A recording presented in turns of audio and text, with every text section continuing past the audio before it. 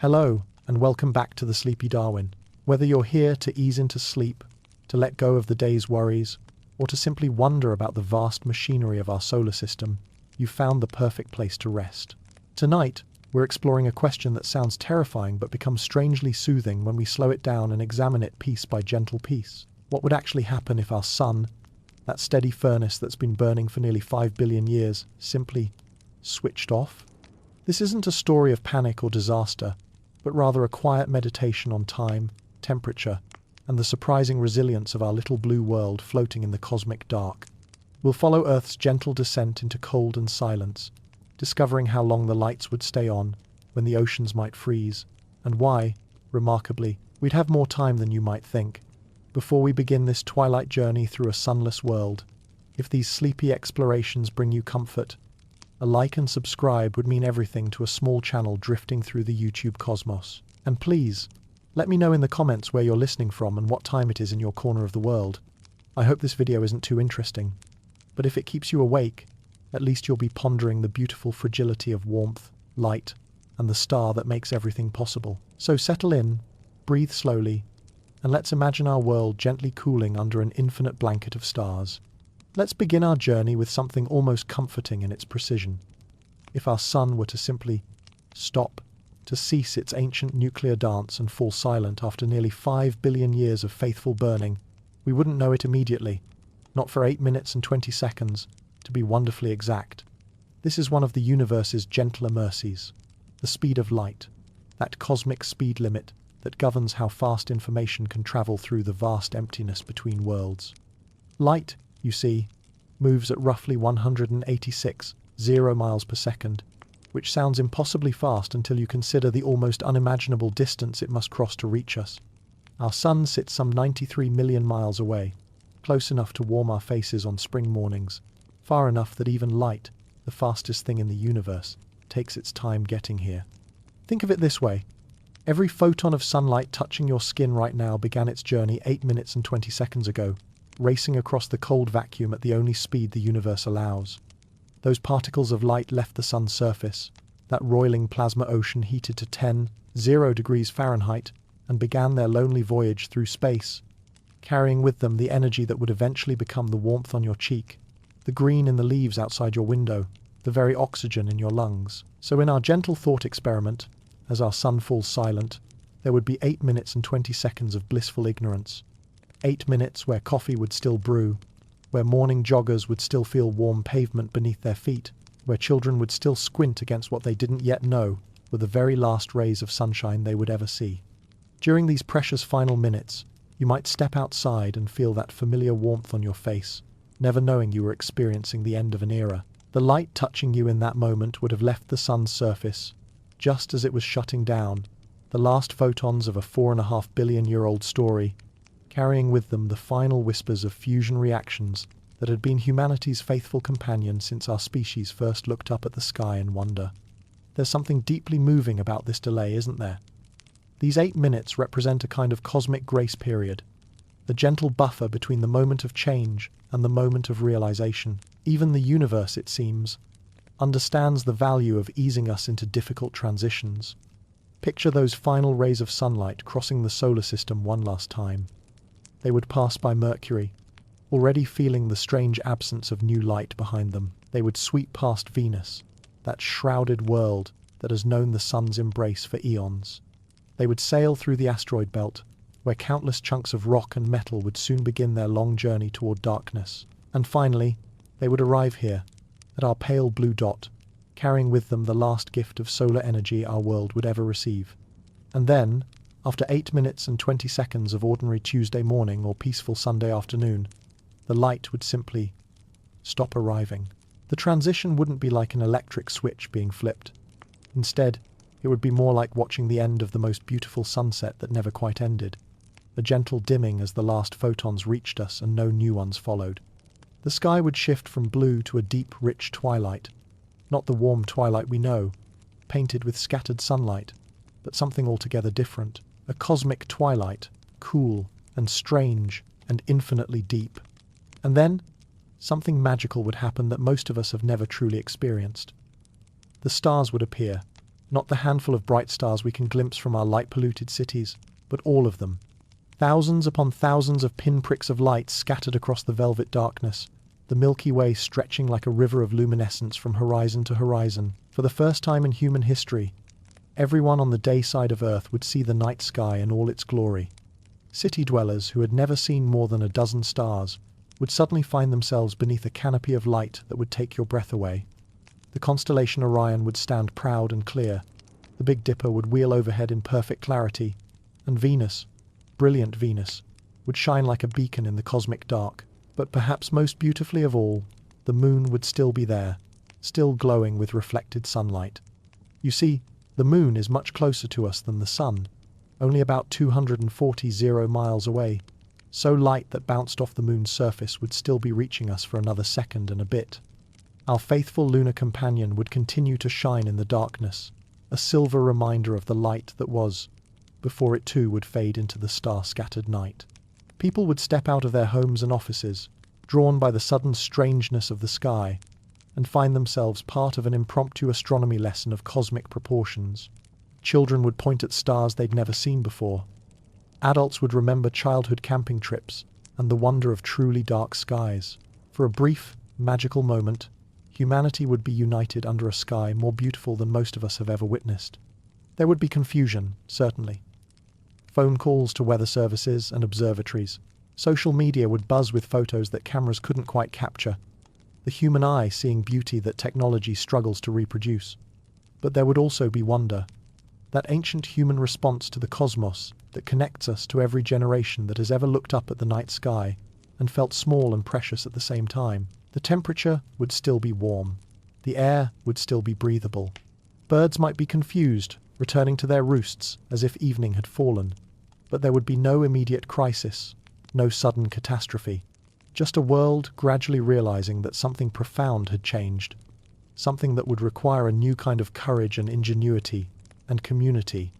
In these first moments of Earth's new chapter, we would still be living on stored sunlight, the warmth held in our atmosphere, in our oceans, in the ground beneath our feet. We would be, in a sense, coasting on the thermal momentum of 4.5 billion years of solar heating, like a car rolling gently down a hill long after the engine has stopped. Now, here's where our story becomes unexpectedly comforting. You might imagine that without the sun, Earth would immediately become a frozen wasteland, but the universe has built in some remarkable safeguards against rapid change. Our planet, it turns out, is surprisingly good at holding on to heat. Think of Earth as wearing a thick, warm coat made of atmosphere and water. This coat doesn't just trap heat. It stores it, holds it, distributes it around the planet like a vast, gentle heating system that would take time to wind down. A long time. The atmosphere itself acts like an enormous blanket, with layers of gases that slow the escape of heat into space. Near the ground, we have the troposphere, dense with water vapor and other greenhouse gases that capture infrared radiation, heat, and keep it bouncing around, rather than letting it leak away into the cosmic cold.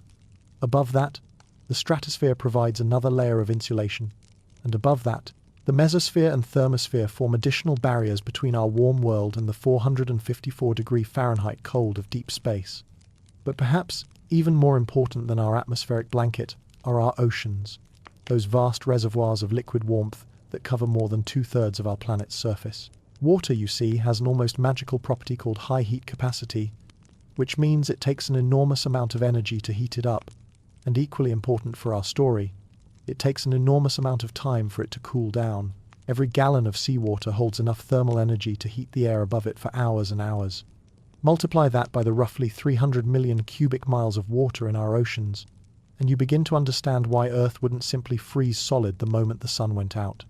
Our planet's oceans are like enormous batteries, storing decades worth of solar energy and releasing it slowly, gradually, gently into the atmosphere above. Even the ground beneath our feet contributes to this thermal reservoir. Soil, rock, concrete, asphalt, all of these surfaces have been absorbing and storing solar energy throughout the day, and they would continue releasing that stored heat for hours after the sun went silent. If you've ever noticed how a parking lot stays warm long after sunset, or how a garden path radiates heat into the evening air, you've experienced this phenomenon on a small scale. Now imagine it happening across the entire surface of the Earth. This is why the cooling would be gradual, almost gentle in its progression. In those first hours after darkness fell, the temperature would drop perhaps a few degrees, noticeable if you were paying attention, but hardly catastrophic. It would feel like the slow cooling of a pleasant evening, the kind of temperature change that might make you reach for a light sweater but wouldn't send you hurrying indoors. Regional differences would become apparent gradually. Coastal areas, surrounded by the thermal mass of the oceans, would stay warmer longer. Inland regions, especially those at higher elevations, would begin to cool more quickly. The tropics, which had been receiving the most direct sunlight, would have the most stored heat to release, while the polar regions, already accustomed to long periods without direct sun, would be the first to notice the change. But even in the coldest regions, the cooling would be measured in degrees per day, not degrees per hour. The Earth would be settling into its new reality with the slow dignity of a planet that has weathered ice ages and asteroid impacts, volcanic winters and magnetic pole reversals. Our world knows how to endure, how to change gradually, how to give its inhabitants time to adapt. In these first hours and days, as the temperature began its slow, steady descent, there would be time to think, to plan, to appreciate the remarkable engineering of the planet we call home. Time to marvel at the atmospheric systems that protect us, the oceans that warm us, and the ground that cradles us with stored sunshine from better days. The cooling had begun, yes, but it would be a cooling measured in seasons and years, not minutes and hours. And in that gentle timing, there was a kind of hope, time for humanity to adapt, to innovate, to come together in the face of the ultimate challenge. Time to discover just how resilient life can be when it's had 4 billion years to learn the art of survival. As night deepened over our suddenly starlit world, as the first few degrees of cooling whispered across the continents, Earth began its long, slow journey toward a new kind of equilibrium. It would be a journey measured not in panic and chaos, but in the steady, reliable physics of thermal inertia and the remarkable capacity of a living planet to buffer even the most dramatic changes. The adventure was just beginning, and we had all the time in the world to see how the story would unfold.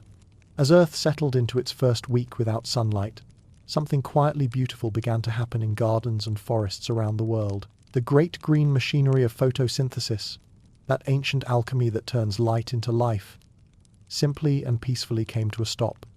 There's something almost meditative about imagining this moment. For billions of years, every leaf, every blade of grass, every microscopic algae cell had been performing the same daily miracle, capturing photons of sunlight and transforming them into the sugars that fuel life on Earth. The chemical equation is elegantly simple. Carbon dioxide plus water plus sunlight equals glucose plus oxygen. But the reality is far more poetic. Every breath you take, every meal you eat, every wooden chair you sit in exists because of this quiet conversation between plants and starlight. Now, in our sunless world, this conversation had gently ended, not with drama or catastrophe, but with the dignified silence of systems that had simply completed their last cycle. The chlorophyll in every leaf, that molecular antenna designed to catch light, had nothing left to catch. The stomata, those microscopic mouths on leaf surfaces that breathe in carbon dioxide, began to close, like flowers folding their petals at the end of a very long day. But here's what's remarkable. The plants didn't simply collapse. Instead, they began what we might call a dignified retreat into dormancy. Trees, those patient giants that had weathered countless seasons, began to shut down their systems with the same methodical care they used each autumn. Sap stopped flowing upward. Nutrients were withdrawn from leaves and stored in roots and trunks, and the great scaffolding of forest canopies prepared for what would be an infinitely long winter. Houseplants in sunny windows would be among the first to show the change. A gentle drooping, a subtle shift in the angle of their leaves as they stopped reaching toward light that would never come again. Garden flowers would close their blooms and keep them closed, conserving their energy for nothing in particular, but millions of years of evolution had taught them the wisdom of patience. Meanwhile, in the vast blue expanses of our oceans, something equally fascinating was unfolding. The ocean currents, those massive rivers of moving water that carry heat around our planet like a global circulation system, continued flowing with the momentum of millennia. Water, once set in motion by the temperature differences created by sunlight, doesn't simply stop moving when the sun goes out. It keeps flowing, carrying warm water from the tropics toward the poles and cool water back toward the equator, like a massive flywheel that would take months or even years to fully wind down. The Gulf Stream still carried warmth northward along the eastern coast of North America. The Japanese Kuroshio Current still swept warm waters toward Asia. In the Southern Ocean, the Antarctic Circumpolar Current, the largest current system on Earth, continued its endless clockwise journey around the bottom of the world. These currents were powered not just by temperature differences, but by the rotation of the Earth itself, by the shape of ocean basins, by forces that would persist long after the sun's light faded from memory. Even the weather, that chaotic dance of air and water and pressure, didn't immediately collapse into stillness. Storm systems that had been brewing before the darkness continued their journeys across continents and oceans. Hurricanes, those massive spinning engines of atmospheric energy, could potentially persist for days or even weeks, feeding on the stored heat of warm ocean waters. Thunder might still rumble across the darkened sky, rain might still fall, and somewhere in the world, the last natural rainbow might arc across storm clouds, illuminated only by lightning and the light of stars. But gradually, gently, the great atmospheric engine that drives our weather would begin to slow. Without the sun's heat to create the temperature differences that power wind systems, the atmosphere would start its slow journey toward equilibrium. It would be like watching a vast orchestra gradually quiet down, section by section, until only the gentlest whispers remained. In cities around the world, something remarkable would be happening in those first days of darkness, something that speaks to the very heart of what makes us human. As the artificial lights came on and the reality of our situation began to settle in, communities would begin to draw together in ways we haven't seen since the earliest days of our species. Picture the scene. Neighborhoods that had been filled with the isolated glow of television screens and computer monitors would suddenly become places where people stepped outside to look up at the star-filled sky together.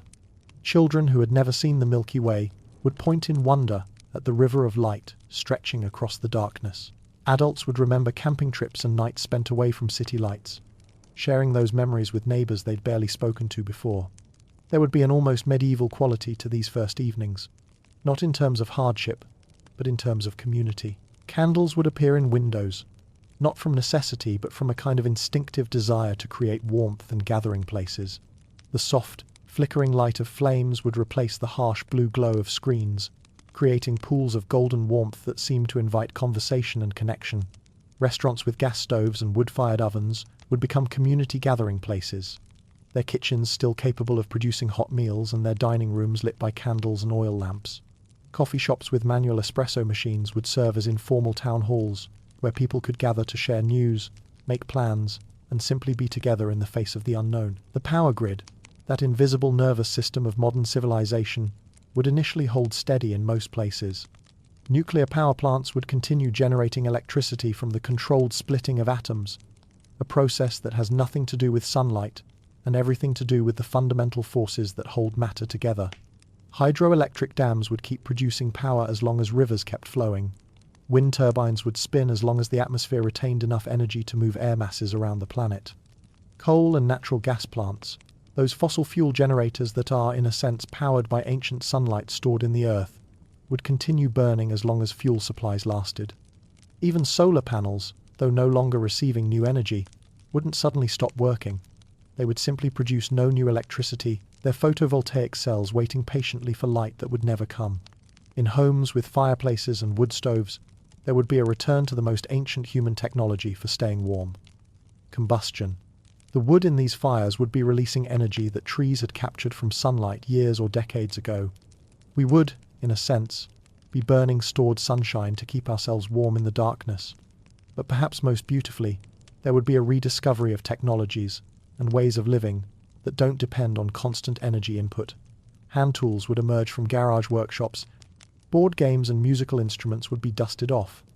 Books, actual paper books, would be read by candlelight, creating intimate circles of light and story in the cosmic darkness. Schools might continue meeting, their lessons now focused on the most practical and immediate concerns. How do we stay warm? How do we grow food without sunlight? How do we take care of each other in this new world? Children, with their remarkable adaptability, might find this new life as much an adventure as a crisis, turning the challenge of living by candlelight and starlight into a kind of planetary camping trip. During this first week of gentle darkness, Earth's temperature would begin its slow, predictable descent, but in patterns as beautiful and complex as the planet itself.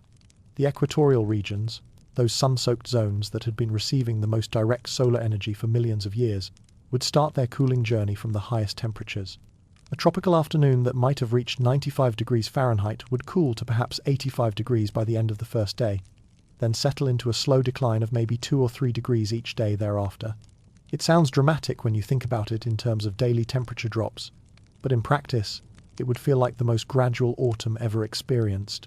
The temperate zones, those comfortable middle latitudes where most of humanity makes its home, would experience the cooling differently. A pleasant 75-degree spring day might drop to 70 degrees by evening, then continue cooling at a rate that would be noticeable but not shocking.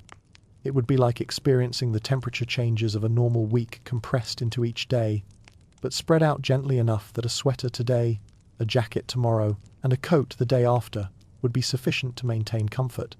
The polar regions, those hardy zones already accustomed to months of darkness during their natural winters, would be the least affected initially. The Arctic and Antarctic, already hovering near freezing much of the time, would experience the new cold as simply a more persistent version of what they knew. Inuit communities, already masters of living in extreme cold, would find their traditional knowledge suddenly invaluable to the rest of the world. But here's where the story becomes truly fascinating. The coastal areas would remain warm much longer than inland regions, creating a new geography of comfort and refuge. The Pacific coast, warmed by vast ocean currents, would stay pleasant while inland valleys grew chilly. The shores of the Great Lakes would become thermal oases, their massive bodies of water releasing stored heat like enormous natural radiators. Mountain regions would cool fastest, as they always do, but the valleys between them would become refuges of relative warmth. Desert areas, despite their reputation for extreme temperatures, would actually moderate somewhat, no longer scorched by intense sunlight during the day, but still warmed by the remarkable heat-storing capacity of sand and rock. Each night, you could almost imagine Earth sighing softly as it released a little more of its stored solar energy into space. The infrared radiation, heat, that had been absorbed during billions of sunny days would stream upward through the atmosphere, past the moon, past Venus, out into the cosmic background of space itself. It was as if our planet was slowly exhaling 4.5 billion years' worth of held breath, each exhalation a few degrees cooler than the last. There would be poetry in this cooling, the way heat would pool in valleys like invisible lakes, the way buildings would become little islands of stored warmth, the way even rocks and trees would continue to radiate the memory of sunshine into the starlit air. Earth was spending its savings account of solar energy, drawing down the thermal wealth it had been accumulating since the sun first began to shine. Perhaps one of the most unexpected gifts of this sunless world would be its gradual settling into a kind of peace that our planet hadn't known since before complex weather systems evolved. As the temperature differences that drive our winds began to diminish, the constant motion of our atmosphere would slowly calm. The jet streams, those rivers of fast-moving air that snake around the planet at high altitude, would begin to weaken and wander, no longer driven by the sharp temperature contrasts between sun-heated and shadow-cooled regions of Earth. Surface winds.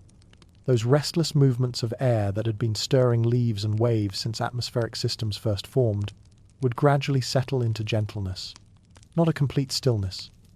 The rotation of the Earth and the topology of continents would ensure some air movement continued, but a quieting, a sense of the atmosphere taking a deep breath and holding it.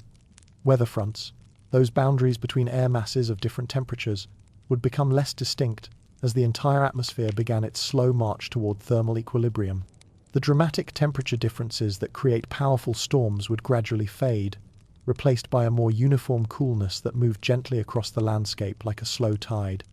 Rain, when it fell, would be gentler, less driven by the violent convection of heated air masses, more like the soft, steady precipitation of a peaceful autumn.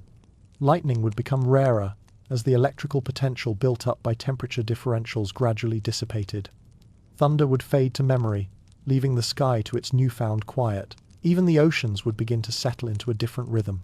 Without wind-driven waves constantly stirring their surfaces, the seas would develop a kind of glassy calmness, broken only by the gentle swells that carried the momentum of older storms. The constant roar of breaking waves on beaches around the world would quiet to a whisper, creating shorelines more peaceful than any human had ever experienced. In this gradually stilling world, sounds that had been masked by the constant background noise of weather and wind would become audible in new ways. The calls of birds, confused by the endless twilight but still going about their lives, would carry farther in the still air. The rustle of leaves, no longer driven by constant breezes, would become a rare and precious sound. Human voices, laughter, music would travel with a clarity that would make every conversation feel more intimate, every song more immediate. There would be something almost cathedral-like about this quieting planet, a sense of entering a vast, peaceful space where even whispers carried meaning, and every sound seemed to matter more. The cosmic silence that had always surrounded Earth would finally reach down to the surface, creating a world where the gentle sounds of life itself, heartbeats, footsteps, the soft breathing of sleeping children, would become the dominant symphony. As Earth settled into its first week of darkness, cooling gently under stars that had never seemed so bright, our planet would be discovering a new kind of beauty, not the vibrant, energetic beauty of a sun-powered world, but the serene, contemplative beauty of a world learning how to be still. It would be like watching a bustling city gradually quiet into the peaceful rhythm of a small town, where every light matters, every conversation has weight, and every moment of warmth is a gift to be treasured. In this stillness, in this cooling, in this gentle retreat from the chaos of weather and the violence of storms, Earth would be teaching us something profound about the difference between being alive and being busy, between energy and peace, between the dramatic and the profound. Our planet, it seemed, knew how to find grace, even in the face of cosmic change. As our sunless world settled into its third and fourth weeks of gentle cooling, something remarkable would become apparent to anyone paying attention to the deeper rhythms of life on Earth. While the surface world began its slow adaptation to darkness, vast communities of living creatures would continue their ancient routines completely unaware that anything had changed at all. Miles beneath the ocean's surface, in the crushing darkness of the deep sea, life would carry on exactly as it had for millions of years. These creatures, the giant tube worms clustering around hydrothermal vents, the bizarre anglerfish with their bioluminescent lures, the patient giant squid drifting through eternal night, had never known sunlight in the first place. Their entire existence was built around a different kind of energy, a more patient and reliable source of power that came not from above, but from below. Around the volcanic vents, scattered across the ocean floor, communities of bacteria would continue their ancient alchemy of chemosynthesis, turning chemicals like hydrogen, sulfide, and methane into the energy that supports entire ecosystems. These bacteria, the foundation of deep-sea food webs, had been performing this miracle for billions of years without any help from the sun. They were Earth's original energy innovators, the pioneers who discovered how to make life from chemistry alone. The giant tube worms that depend on these bacteria would continue their slow, patient existence, their bodies hosting colonies of chemosynthetic partners in one of nature's most elegant collaborations. Ghostly white crabs would still scuttle across the mineral deposits around the vents, feeding on bacteria and smaller creatures in an economy that had nothing to do with photosynthesis and everything to do with the planet's own internal heat. Even more remarkably, similar ecosystems would be thriving in places most people never think about. Deep underground, in aquifers and cave systems, and the spaces between rock layers. Here, in Earth's hidden basement, microorganisms had been quietly making a living off geothermal energy and chemical reactions for eons. Some of these underground ecosystems extend miles beneath the surface, representing a vast, hidden biosphere that might contain more living organisms than all the surface ecosystems combined. These subterranean communities would notice no change whatsoever in their sunless world. Bacteria that feed on sulfur compounds in deep rock formations would continue their patient work. Microorganisms that derive energy from radioactive decay, yes, such creatures exist, would carry on with their billion-year-old routines. The deep biosphere, that vast collection of life forms that inhabits the spaces between rock grains and the cracks in bedrock, would remain as active and diverse as ever. On the surface, meanwhile, geothermal areas would begin to reveal their true importance. Places like Yellowstone National Park, Iceland's geysers, the hot springs of New Zealand, these locations would become precious, oases of warmth and life in a cooling world. The bacteria that give hot springs their brilliant colors would continue thriving, creating rainbow pools of living chemistry in landscapes that might otherwise be growing cold and still. Even some larger organisms would prove surprisingly resilient. Certain extremophile bacteria, those remarkable creatures that thrive in conditions that would kill most life forms, would barely notice the change.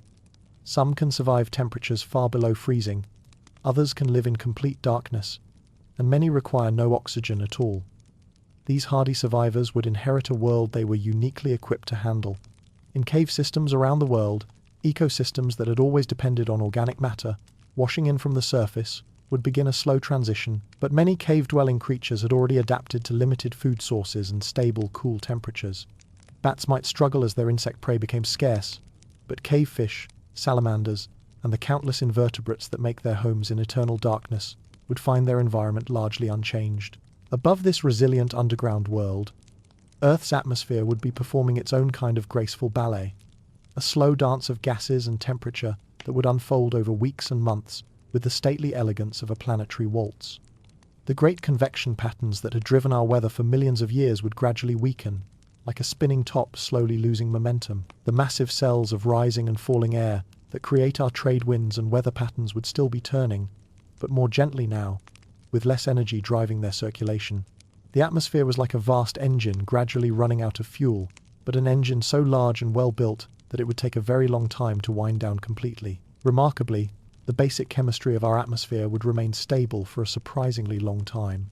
The oxygen we breathe, the nitrogen that makes up most of our air, the trace gases that create our greenhouse effect, none of these would simply disappear.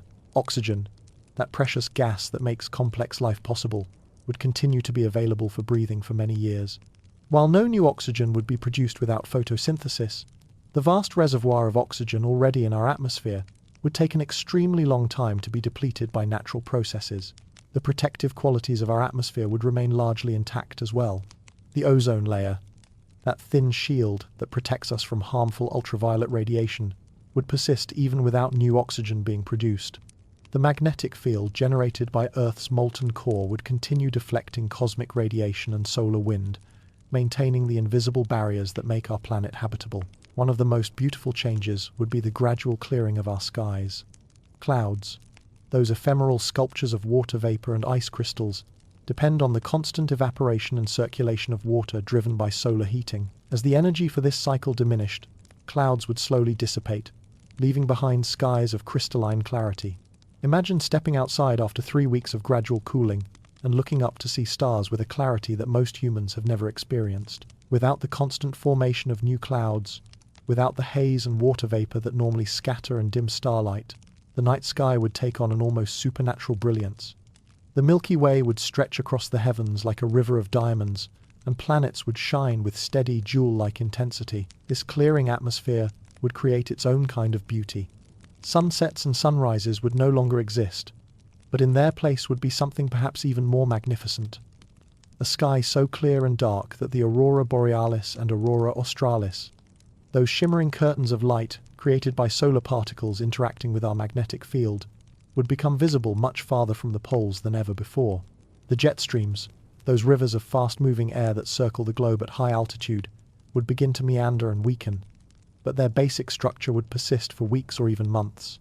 Air would still move across the planet's surface, driven by the rotation of the Earth and the gradual redistribution of remaining thermal energy, but the violent extremes of weather would become increasingly rare.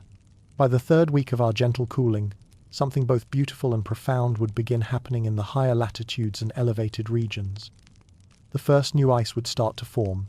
It wouldn't be the sudden, catastrophic freezing you might imagine, but rather a gradual transition as dignified as autumn leaves changing color.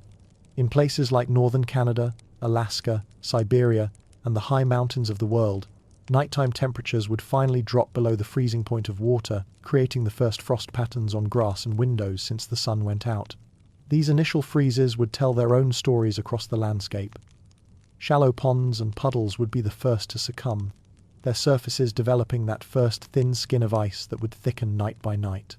Streams in mountain valleys would begin to show ice along their edges, creating delicate crystalline borders that would gradually work their way toward the center of the flowing water. Lakes would begin their own slow transformation, starting from the edges and working inward. But here's something wonderful about ice formation. Ice actually insulates the water beneath it. When water freezes, it forms a layer that protects the liquid water below from further heat loss.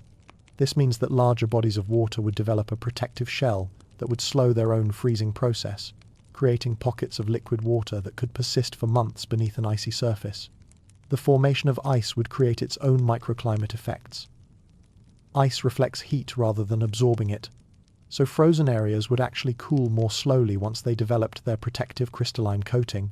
Snow, if any fell in these gradually calming weather systems, would act as an even more effective insulator, trapping air between its crystals and creating a blanket that could keep the ground beneath it surprisingly warm. Rivers would tell perhaps the most interesting thermal stories of all. Large rivers like the Mississippi, the Amazon, or the Yangtze carry so much thermal mass, so much stored heat in their enormous volumes of moving water, that they would resist freezing for months. These great waterways would become ribbons of liquid warmth, snaking across increasingly frozen landscapes, their banks creating corridors of relatively mild climate that could extend for miles on either side. But perhaps most remarkably, even as surface waters began to freeze, the deep groundwater and underground rivers would remain liquid and warm. Fed by geothermal energy from Earth's core and insulated by layers of soil and rock, these hidden water systems would continue their ancient cycles largely unchanged. Springs fed by deep aquifers would continue flowing with water that might be 50 or 60 degrees Fahrenheit, creating oases of liquid warmth in an increasingly frozen world. Underground, something even more fascinating would be happening. The Earth's core, that molten ball of iron and nickel at the center of our planet, would continue radiating heat upward through thousands of miles of rock and mantle. This heat, generated by radioactive decay and the leftover energy from Earth's formation 4.5 billion years ago, represents a truly independent energy source, one that has nothing to do with the sun and everything to do with the fundamental forces that hold atoms together. This geothermal energy would continue warming the planet from below, creating a gentle but persistent heat flux that would slow the cooling process significantly. In some places, this internal heat would even create warm spots on the surface, hot springs, geysers, and volcanic areas that would remain comfortable even as the rest of the world grew cold. As the first freezes began to touch the edges of our cooling world, human communities would begin to demonstrate the remarkable adaptability that has carried our species through ice ages, volcanic winters, and countless other challenges throughout history. Geothermal energy, long considered a niche renewable resource, would suddenly become the most precious energy source on the planet. Communities lucky enough to be located near geothermal fields would find themselves hosting refugees from colder regions. Places like Iceland, with its abundant geothermal resources, would become havens of warmth and sustainability. The geothermal plants that had been providing clean energy for decades would now be providing something even more valuable, the heat that makes life possible. But human ingenuity wouldn't stop at simply utilizing existing geothermal resources. Engineers and community leaders would begin developing ways to tap into the Earth's heat in new locations. Ground source heat pumps, already used in many energy-efficient homes, would become essential technology for survival. These systems, which can extract heat from the ground, even when the air temperature is well below freezing, would allow communities to stay warm using nothing more than the stored thermal energy in the soil beneath their feet. Underground spaces would take on a new importance and beauty. Subway systems, basement levels of buildings, underground shopping centers. All of these spaces would become more comfortable than surface areas, as they benefited from the stable temperatures found below ground. Some communities would begin expanding these underground spaces, creating networks of tunnels and chambers that could house larger populations in relative comfort. The aesthetic of this underground world would be unlike anything in human history.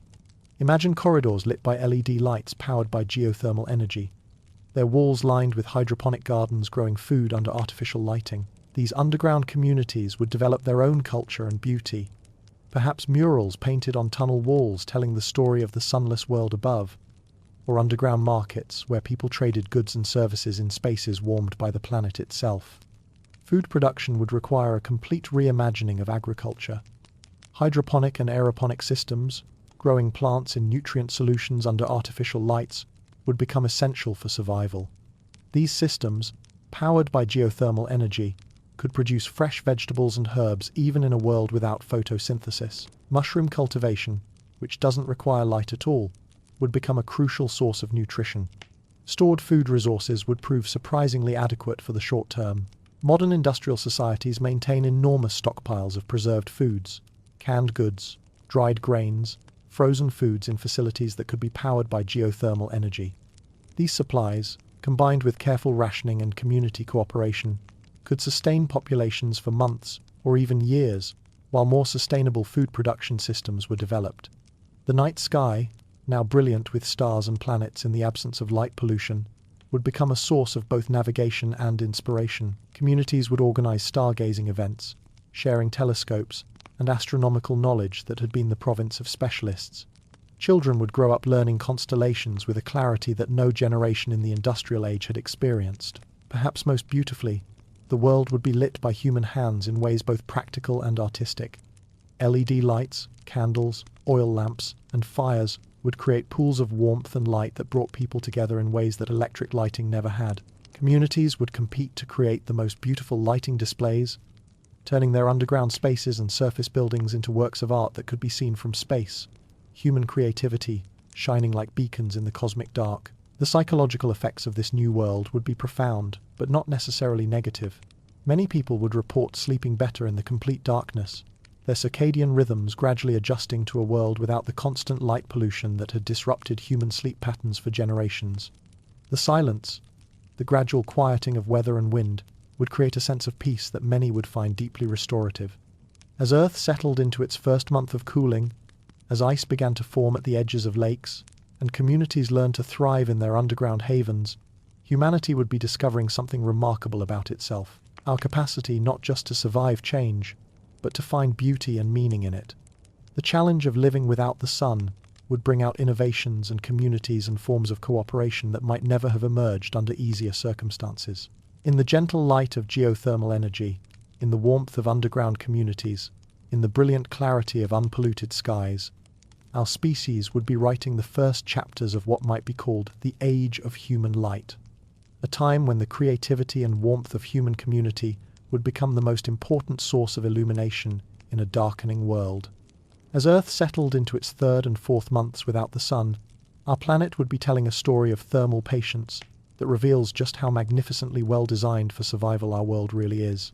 The average global temperature, which had begun this journey at a comfortable 59 degrees Fahrenheit, would now be approaching something closer to 20 degrees. Cold by human standards, certainly, but still, remarkably, almost impossibly far from the brutal 454 degrees Fahrenheit of deep space.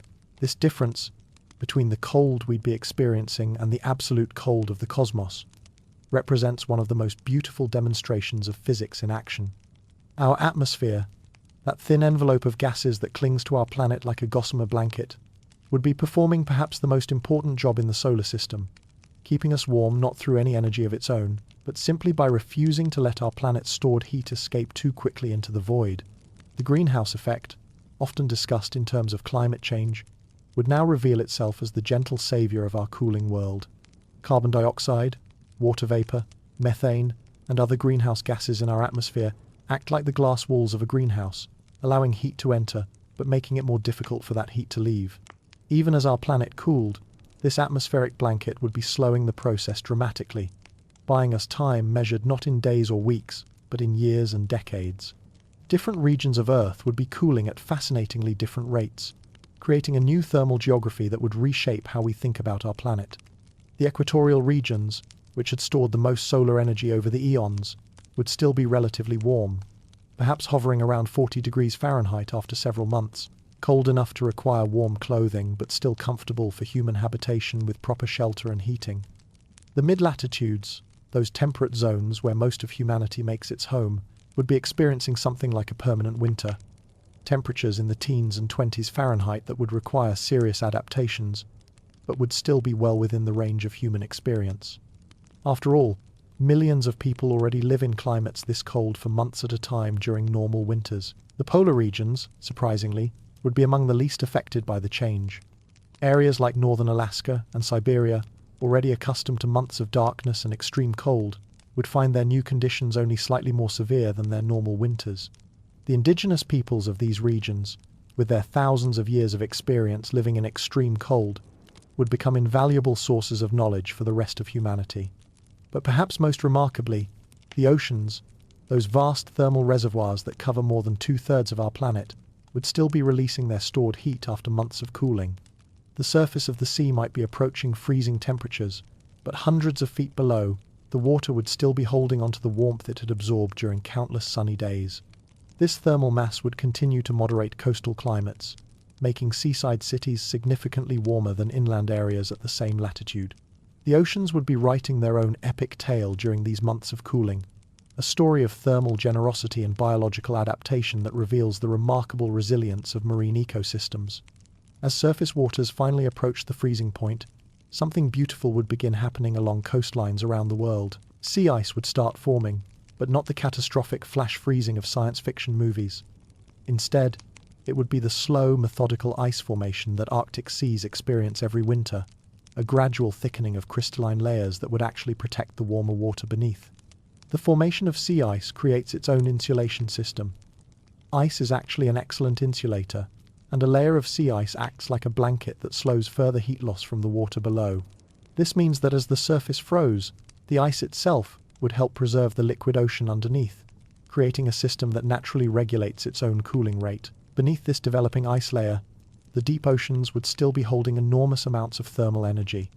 Water at depths of 10 feet or more would still be many degrees above freezing, warmed by the thermal inertia of billions of gallons of seawater that had been collecting and storing solar energy for millennia.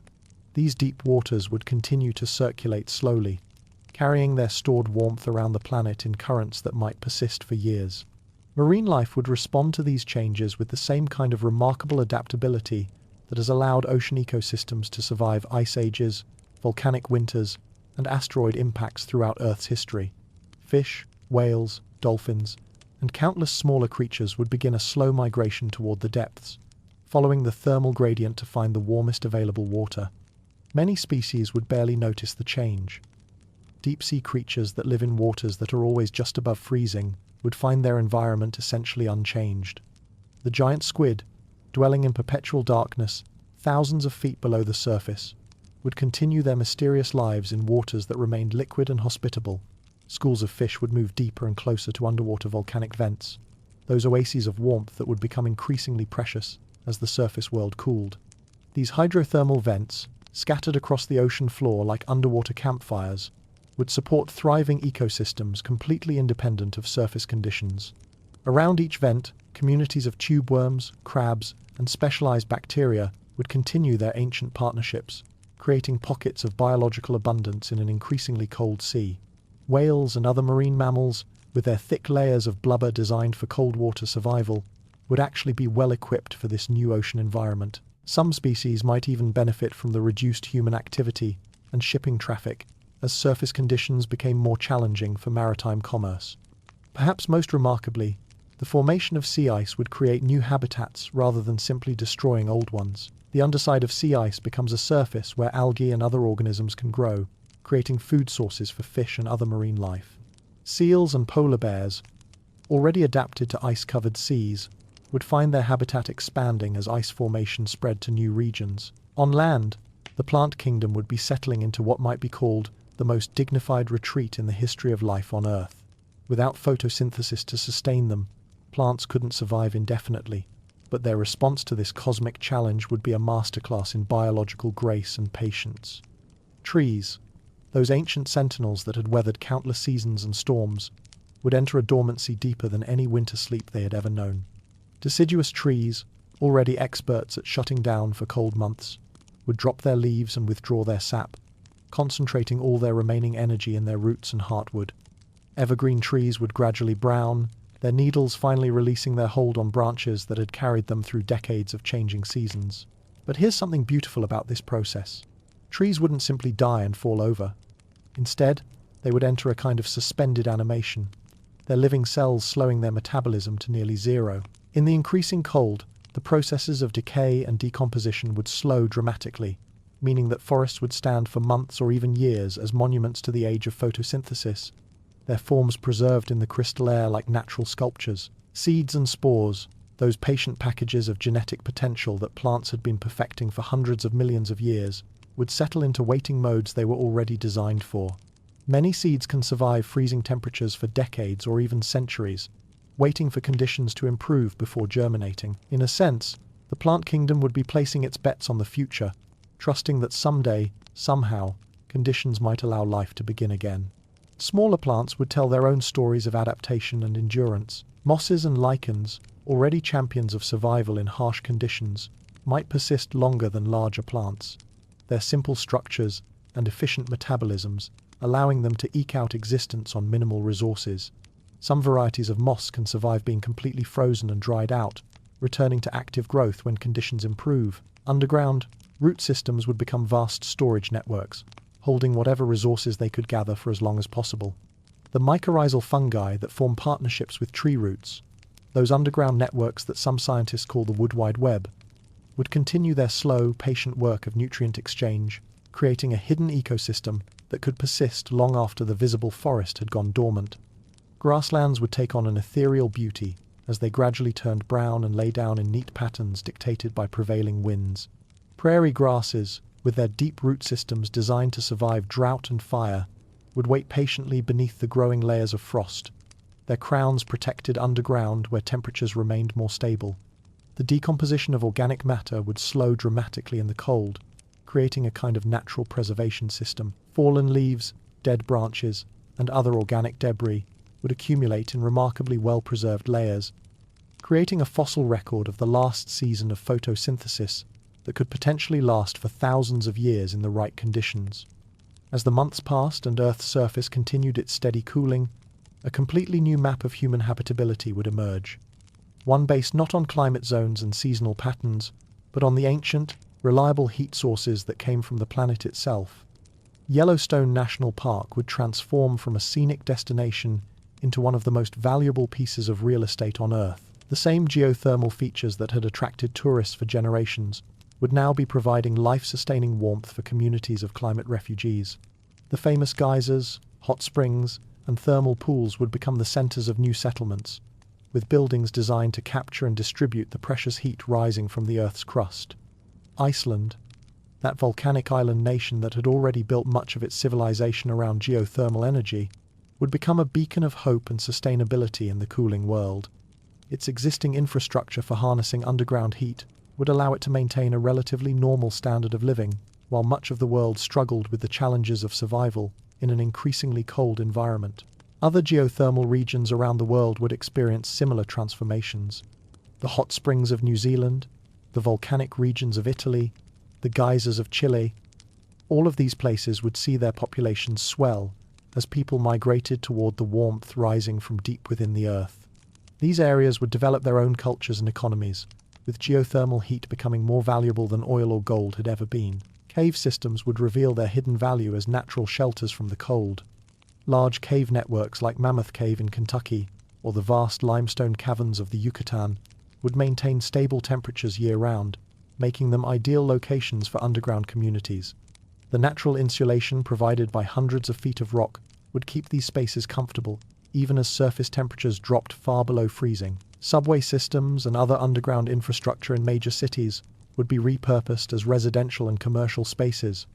The London Underground, the New York subway system, the extensive metro networks of cities like Moscow and Tokyo would become the foundations for new underground civilizations, with their tunnels and stations converted into housing, shops, and community centers.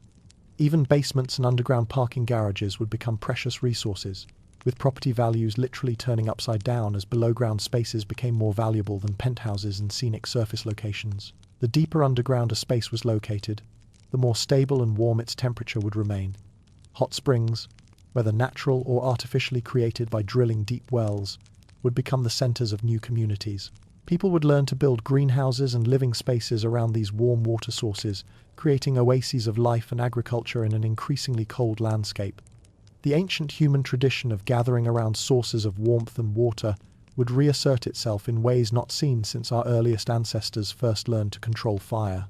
During these months of gradual cooling, our atmosphere would begin undergoing subtle but profound changes that would transform the very nature of our sky and air, creating conditions of clarity and beauty that no human had ever experienced. As temperatures continued to drop, water vapor, that invisible component of air that carries so much of our weather, would gradually begin condensing and freezing out of the atmosphere. This would happen slowly and gently, not as a catastrophic collapse, but as a gradual clarification, like watching a cloudy glass of water slowly settle until it becomes crystal clear. With less water vapor in the air, the sky would take on a quality of transparency that would be almost supernatural. The atmosphere would still be thick enough to breathe, still protective enough to shield us from cosmic radiation, but clearer than it had been since the earliest days of Earth's formation. Stars would shine with a brilliance that would make even the most powerful telescopes of the past seem inadequate for capturing the beauty visible to the naked eye. The air itself would gradually become denser as it cooled, following the basic physics principle that cooler gases are more compact than warm ones. This wouldn't happen quickly enough to notice day by day, but over months, the atmospheric pressure at sea level would slowly increase as the entire atmosphere settled closer to the Earth's surface. Surprisingly, this would actually make the air easier to breathe in some ways, as the increased density would mean more oxygen molecules per breath. Oxygen levels would remain stable and breathable for a remarkably long time. While no new oxygen would be produced without photosynthesis, the existing oxygen in our atmosphere would persist for many years. Oxygen doesn't simply disappear.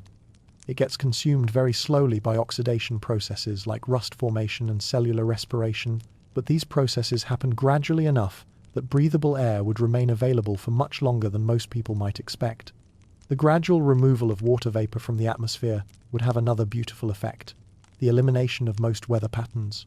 Clouds form from water vapor. Storms are driven by moisture and temperature differences, and precipitation depends on atmospheric water content. As these components gradually diminished, the sky would become increasingly clear and still, creating conditions of atmospheric calm that Earth hadn't experienced since its earliest geological eras. This clearing atmosphere would reveal celestial sights of unprecedented beauty. The aurora borealis and aurora australis, those shimmering curtains of light created by solar particles interacting with our magnetic field, would become visible much farther from the poles than ever before. Without atmospheric interference, these light displays would appear with colors and intensities that would rival the most spectacular fireworks displays in human history. The moon, visible for part of each month when it wasn't blocked by Earth's shadow, would shine with such clarity that its surface features would be visible in detail that normally required telescopes. The craters, mountains, and plains of our lunar companion would stand out in sharp relief against the crystal-clear darkness of space. Perhaps most remarkably, other planets would become easily visible as bright, steady points of light, moving slowly across the stellar background. Venus would shine like a brilliant lamp, Mars would glow with its characteristic red light, and Jupiter would appear as a distinctly disc-shaped object bright enough to cast shadows on Earth's surface. As our planet settled into its fourth month of cooling, as communities gathered around geothermal vents and underground chambers, as the atmosphere slowly clarified to reveal the universe in all its glory, Earth would be demonstrating something profound about the nature of change itself. Even cosmic catastrophe, when filtered through the gentle physics of planetary thermal dynamics, could unfold with a dignity and beauty that allowed time for adaptation, for wonder, and for the gradual discovery of new ways to call a changing world home. In the brilliant clarity of our crystalline sky, under stars that had never shone so brightly, humanity would be learning that survival and beauty are not mutually exclusive, that adaptation can be an art form, and that even the end of one age can be the beginning of something entirely new and remarkable. As Earth completed its first full year without the sun's warmth, our planet would have reached what scientists might call a profound thermal milestone. The global average temperature, which had begun this journey at a comfortable 59 degrees Fahrenheit, would now have settled into a range well below freezing, perhaps around 20 degrees Fahrenheit. This represents a cooling of nearly 80 degrees, which sounds dramatic until you consider the alternative. Without our atmosphere's protective embrace, we would be experiencing the 454-degree cold of deep space. That difference, between the cold we'd actually be experiencing and the unimaginable cold of the cosmic void, represents one of the most remarkable demonstrations of atmospheric physics in the known universe. Our thin envelope of gases would still be performing its ancient duty, acting as a thermal blanket that keeps our world nearly 400 degrees warmer than it would be if we were a bare rock spinning through space. The progression toward thermal equilibrium would be following the stately laws of physics with mathematical precision. Like a warm cup of coffee cooling on a table, Earth would be losing heat at a rate that follows predictable curves and equations, but the sheer thermal mass of our planet means this cooling happens across timescales that allow for adaptation, for planning, for the gradual adjustment of life to new conditions. Regional variations would create a fascinating patchwork of microclimates across our cooling world. The equatorial regions, still benefiting from eons of stored solar energy, might be hovering around 10 degrees Fahrenheit. Cold, certainly, but still within the range of human experience with proper clothing and shelter. These areas would become precious refuges for wildlife and human populations alike, creating new migration patterns as species followed the gradually shifting zones of relative warmth. Coastal areas, still warmed by the thermal mass of the oceans, would remain significantly more hospitable than inland regions. Cities like San Francisco, with their maritime climate moderated by vast bodies of water, might experience conditions similar to a harsh winter in Siberia, while inland cities at the same latitude would be dealing with cold that would challenge even the most experienced Arctic communities. Mountain valleys and desert regions would tell their own thermal stories. High elevation areas would be among the coldest places on the surface, but the valleys between mountains would create protected microclimates where slightly warmer air could settle and persist. Desert regions, despite their reputation for extreme temperatures, would actually moderate somewhat, no longer scorched by intense sunlight, but warmed by the remarkable heat retention capacity of sand and rock. The polar regions, surprisingly, would be experiencing conditions only moderately more severe than their normal winters. Places like Antarctica and northern Greenland, already accustomed to months of darkness and extreme cold, would find their new permanent winter only somewhat more challenging than their regular seasonal cycles. The indigenous peoples of these regions, with their thousands of years of accumulated wisdom about surviving in extreme cold, would become invaluable teachers for the rest of humanity. The world's oceans would be telling perhaps the most dramatic story of transformation during this first year of cooling. What had begun as patches of sea ice forming along coastlines would have progressed into something approaching a global ocean freeze. But even this process would unfold with a dignity and logic that reveals the remarkable, self-regulating properties of water. The surface of the oceans would now be locked under a growing layer of ice, but this frozen shell would actually be protecting the liquid water beneath it. Sea ice is an excellent insulator, and as it thickened month by month, it would create an increasingly effective barrier that slowed further heat loss from the ocean depths. This means that while the surface might be frozen solid, vast volumes of liquid seawater would still exist beneath the protective ice layer. The thickness of this ice would vary dramatically based on local conditions. In the Arctic and Antarctic, where sea ice formation was already a natural process, the ice might be several feet thick after a year of continuous freezing. In tropical regions, where the ocean had stored the most thermal energy, the ice layer might be much thinner, with liquid water persisting much closer to the surface. Beneath this icy shell, the deep ocean currents would still be moving, though more slowly than before. The massive circulation patterns that carry heat around the planet, the Gulf Stream, the Kuroshio Current, the Antarctic Circumpolar Current, would continue their ancient journeys, powered not just by temperature differences, but by the rotation of the Earth itself and the shape of ocean basins. These currents would be carrying the last reserves of solar energy stored in deep waters, distributing warmth from areas that had absorbed the most sunlight to regions that had received less. Marine life would be adapting to these new conditions with the same remarkable resilience that has allowed ocean ecosystems to survive previous ice ages and climate catastrophes. Fish, whales, and countless smaller creatures would be clustering around underwater volcanic vents, following thermal gradients to find the warmest available water. These hydrothermal vents, scattered across the ocean floor like underwater campfires, would support thriving ecosystems completely independent of surface conditions. The formation of sea ice would actually create new ecological niches, rather than simply destroying existing ones. The underside of sea ice becomes a surface where algae and other microorganisms can grow, creating food webs that support fish, seals, and other marine life. Some species of polar wildlife might actually benefit from the expansion of ice-covered habitat to regions where it had never existed before. Deep-sea creatures would barely notice the changes occurring hundreds of feet above them.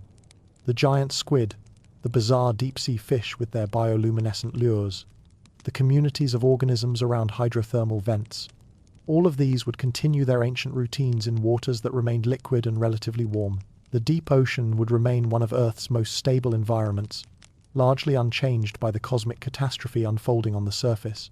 During this first year of cooling, our atmosphere would begin undergoing changes so subtle and gradual that they would be more beautiful than alarming. A slow crystallization of the sky that would create conditions of clarity and wonder unlike anything in human experience. Most of the water vapor that had once filled our air would now be gone, condensed and frozen out of the atmosphere during the long months of cooling. This removal of moisture would transform our sky from the dynamic, cloud-filled dome we had always known into something approaching the crystal-clear void of space, while still maintaining the density and protection that makes breathing possible. The air would still be perfectly breathable, still rich with the oxygen that complex life requires, still thick enough to provide protection from cosmic radiation and meteorite impacts. But it would be cleaner, clearer, more transparent than Earth's atmosphere had been since the earliest days of our planet's formation, before life began producing the complex chemistry of water cycles and weather systems. This atmospheric clarification would reveal celestial sights of unprecedented beauty. Stars would shine with an intensity and clarity that would make even the most remote mountaintop observatories of the past seem cloudy by comparison. The Milky Way would stretch across the sky like a river of diamonds, so bright and detailed that its spiral structure would be visible to the naked eye. Planets would appear as distinct disks rather than mere points of light, with Venus shining so brilliantly it would cast shadows on the frozen ground. The aurora borealis and aurora australis would become visible much farther from the poles than ever before, creating shimmering curtains of light that could be seen from temperate latitudes around the world. These displays would appear in colors of unprecedented intensity, greens and blues and reds that would rival the most spectacular fireworks displays, but with a natural beauty and complexity that no human technology could replicate. The moon, when visible, would appear with such clarity that its surface features would stand out in sharp relief. Craters, mountain ranges, and the ancient lava plains called Maria would be visible in detail that normally required powerful telescopes. During full moons, the landscape would be illuminated with a silver light so bright that reading would be possible outdoors, creating a monthly celebration of natural illumination in our otherwise darkened world. Even as the atmosphere cleared and thinned slightly, it would retain its essential protective functions.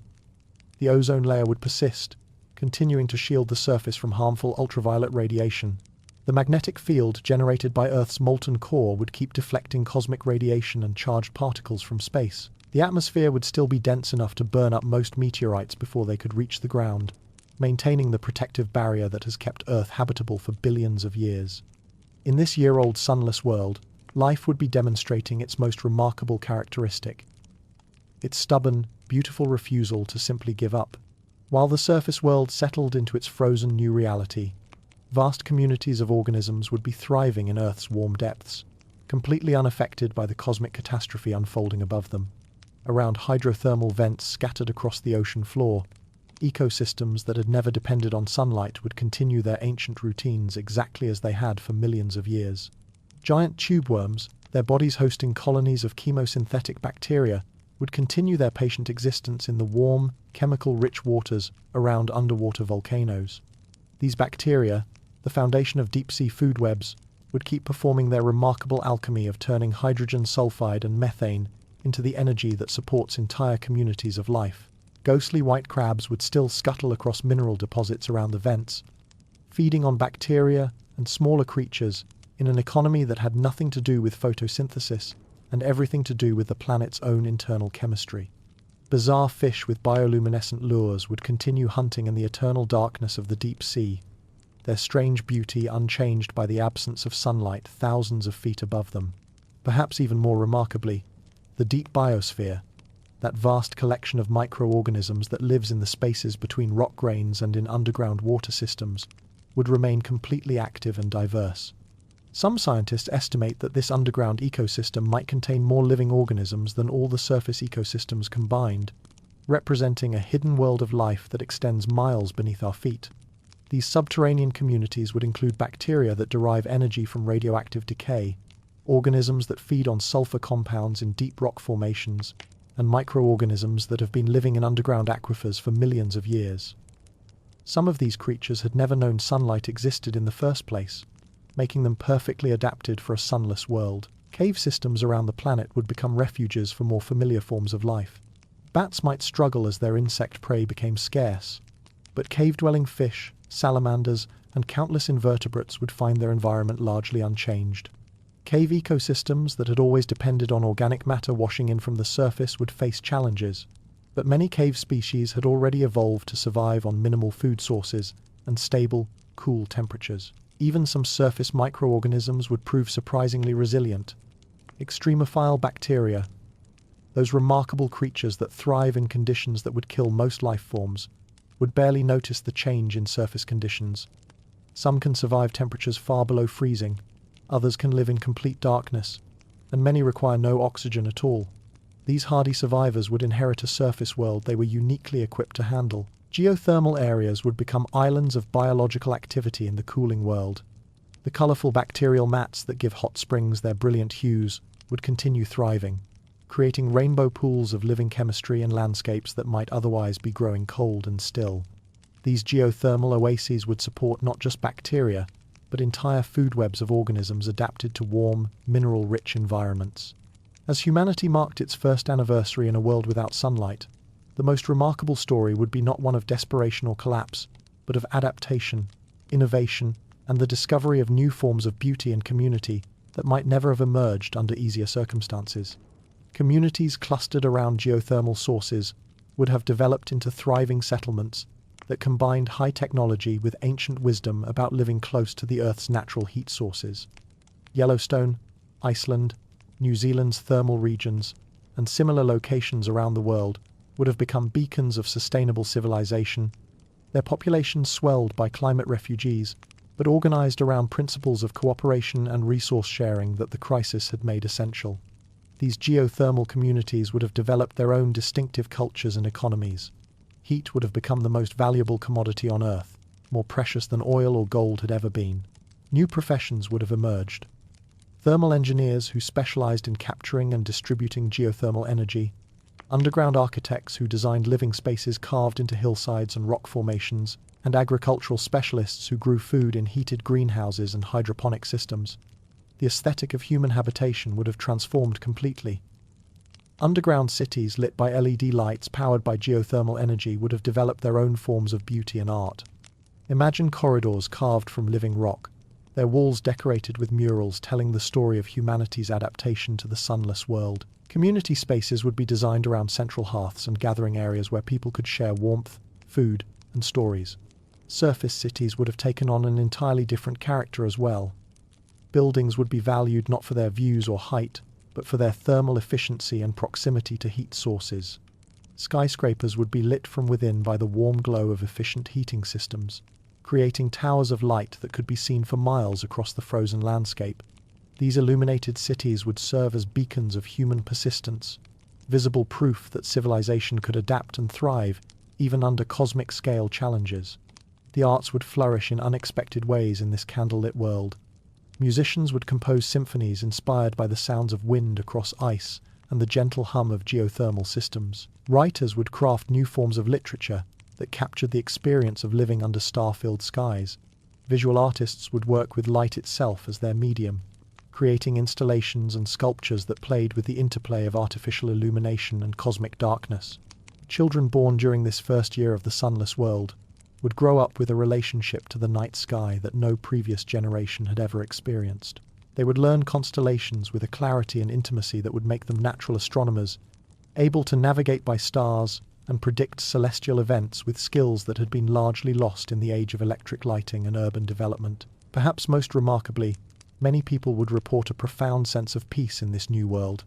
The constant noise of weather, wind, storms, the turbulent mixing of air masses, would have been replaced by a stillness that many would find deeply restorative. Sleep would improve for many as circadian rhythms adapted to the complete darkness. The forced cooperation required for survival would create communities with stronger social bonds than many had experienced in the individualistic culture of the pre-sunless world. As Earth completed its first orbit around the absent sun, as communities celebrated the anniversary of their adaptation with festivals of light and warmth, humanity would be discovering something profound about itself.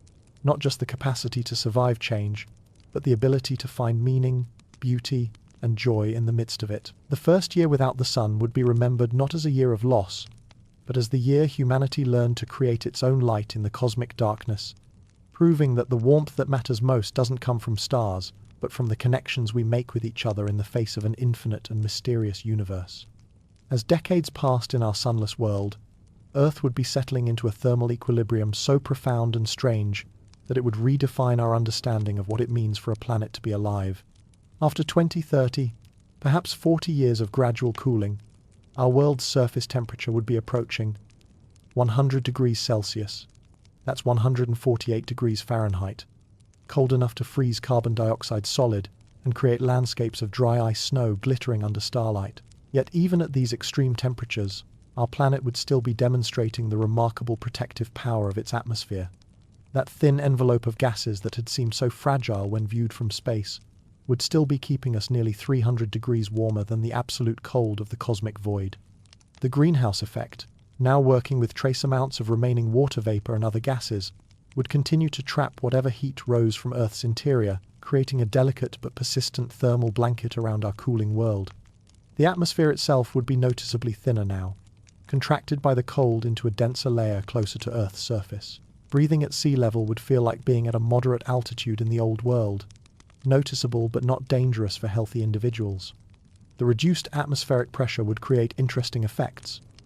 Water would boil at lower temperatures, making cooking and food preparation require new techniques, while the thinner air would carry sound differently, giving human voices and other sounds a clearer, more crystalline quality in the still atmosphere. This atmospheric thinning would follow the elegant laws of physics with mathematical precision. Gases contract when cooled, and our atmosphere would be slowly settling toward the surface like a vast, invisible blanket being gently folded. But the process would be so gradual, so stately in its progression, that each generation of humans would adapt to the changing conditions without experiencing sudden or catastrophic shifts in their environment. The beauty of this long cooling would lie in its gentleness, its adherence to physical laws that prioritize gradual change over sudden catastrophe.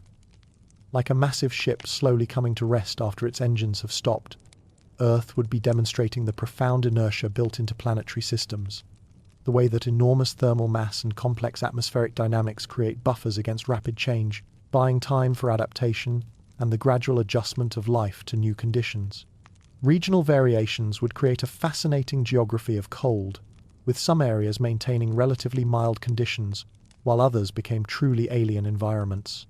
Geothermal regions would stand out like warm islands in an increasingly frozen world, their surfaces heated by the reliable energy flowing upward from Earth's molten core. These areas would maintain temperatures that, while still cold by historical standards, would feel almost tropical compared to the surrounding landscape. In the coldest regions of our transformed world, the high mountains, the polar areas, the places farthest from geothermal activity, something truly extraordinary would begin to happen. The atmosphere itself would start to condense and fall like snow. Nitrogen, which makes up about 78% of our atmosphere, becomes liquid at 196 degrees Celsius, 321 degrees Fahrenheit. In the coldest areas of our planet, after decades of cooling, surface temperatures would finally reach this threshold, and the nitrogen in the air would begin to condense into droplets and eventually fall to the ground as a strange, clear liquid that would pool in low-lying areas, like an alien form of morning dew. Picture the surreal beauty of this phenomenon.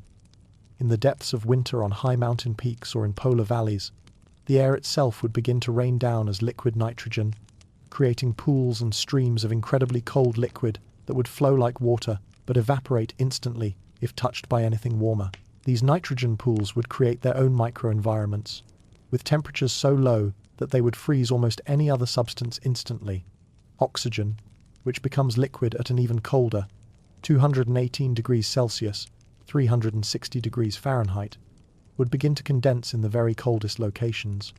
Liquid oxygen would appear as a pale blue liquid, slightly denser than liquid nitrogen, settling in the bottom of pools and creating layers of liquid atmosphere stratified by temperature and density. The sight would be both beautiful and otherworldly, pools of liquid air reflecting starlight in colors and patterns unlike anything in human experience. As portions of the atmosphere condensed and pooled on the surface, the remaining gaseous atmosphere would become richer in the components that resist condensation at these temperatures. Areas with liquid nitrogen pools would have atmospheres with higher concentrations of oxygen and other gases, creating pockets where breathing might actually be easier.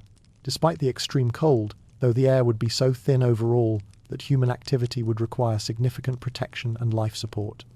The formation of these liquid atmosphere pools would create a new kind of weather system, one driven not by temperature and moisture, but by the phase changes of the air itself. Liquid nitrogen streams would flow downhill like water, creating nitrogen rivers and lakes that would freeze solid when temperatures dropped just a few more degrees, then sublimate back into gas when geothermal activity or other heat sources warmed them slightly. This atmospheric condensation would happen gradually and predictably, following the contours of the landscape and the patterns of temperature variation across Earth's surface. Valleys would collect liquid air, like they once collected water, while ridges and elevated areas would maintain gaseous atmospheres for longer periods. The result would be a complex three-dimensional atmospheric system, unlike anything that had existed before in Earth's history.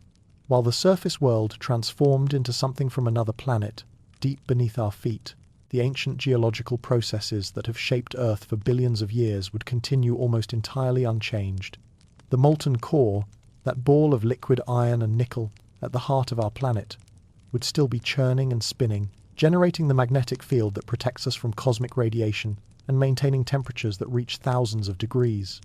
Earthquakes would still shake the ground as tectonic plates continued their slow, inexorable dance across Earth's surface.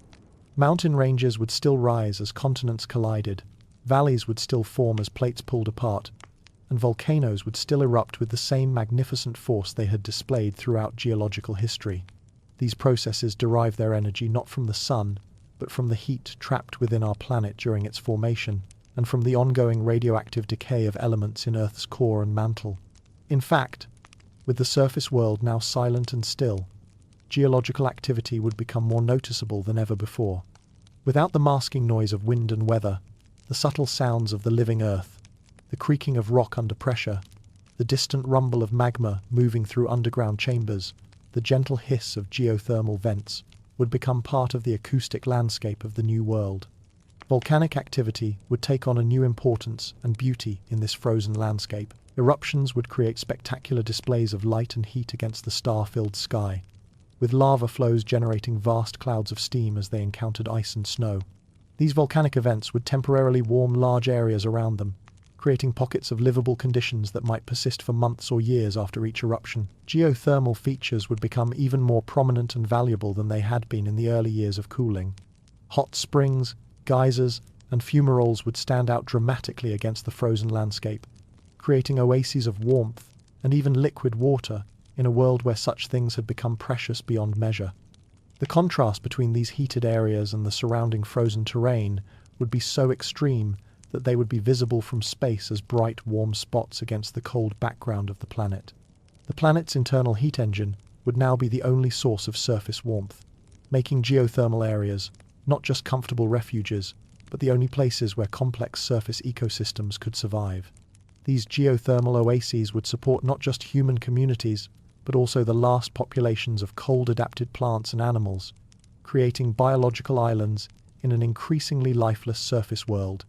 After decades of gradual cooling, even the vast thermal mass of Earth's oceans would finally succumb to the relentless cold. The process would happen slowly, layers of ice growing ever thicker and extending ever deeper, until even the deepest parts of the ocean basins would be locked in solid ice.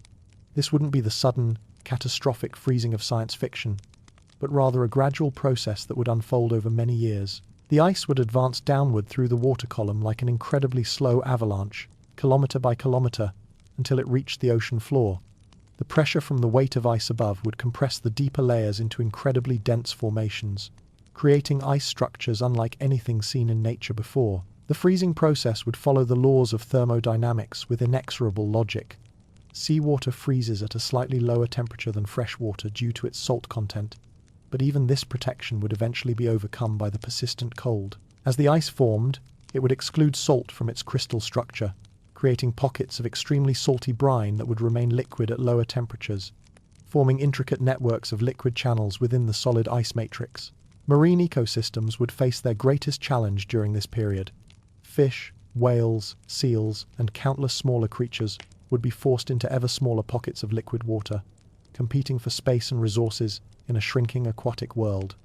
Many species would not survive this transition, but some would adapt by clustering around the few remaining sources of liquid water, the hydrothermal vents scattered across the ocean floor.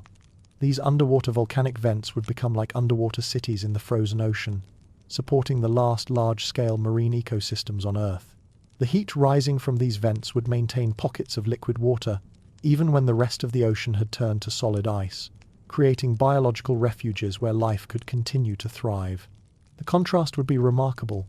Vast expanses of solid ice punctuated by small oases of liquid warmth teeming with life. Even as the surface oceans froze solid, the process would reveal new aspects of Earth's thermal architecture. The ocean floor, insulated by miles of ice above and warmed by geothermal activity below, would maintain pockets of liquid water around volcanic vents and in other geologically active areas. These hidden seas, trapped between the frozen ocean above and the warm rock below, would become Earth's last large-scale aquatic environments. In this transformed world, where the surface had become alien and the oceans had turned to ice, life would be demonstrating its most remarkable characteristic, its ability to persist in the most unlikely places and under the most extreme conditions imaginable. Around hydrothermal vents on the ocean floor, now buried under miles of solid ice, entire ecosystems would continue functioning exactly as they had for millions of years. Giant tube worms, their bodies hosting colonies of chemosynthetic bacteria, would maintain their patient existence in the warm, chemical-rich waters around underwater volcanoes. These communities had never depended on sunlight in the first place, deriving all their energy from the chemical reactions possible around volcanic vents. The bacteria that form the foundation of these deep-sea ecosystems would be completely unaffected by the cosmic catastrophe unfolding far above them. These remarkable organisms perform a kind of alchemy, transforming hydrogen sulfide, methane, and other chemicals into the energy that supports entire food webs. Their process of chemosynthesis, making food from chemistry rather than light, represents one of life's most ancient and reliable technologies. Ghostly white crabs would still scuttle across mineral deposits around the vents, feeding on bacteria and smaller creatures in an economy that had nothing to do with photosynthesis and everything to do with the planet's own internal chemistry. Bizarre fish with bioluminescent lures would continue their ancient hunting patterns in the eternal darkness, their strange beauty unchanged by the frozen world above. Perhaps even more remarkably, the deep biosphere, that vast collection of microorganisms living in rock formations and underground water systems, would remain completely active and diverse. Some scientists estimate that this underground ecosystem contains more living biomass than all surface ecosystems combined, representing a hidden world of life that extends miles beneath our feet and depends entirely on chemical energy sources. These subterranean communities would include bacteria that derive energy from radioactive decay, organisms that feed on sulfur compounds in deep rock formations, and microorganisms that had been living in underground aquifers for millions of years without any connection to surface conditions.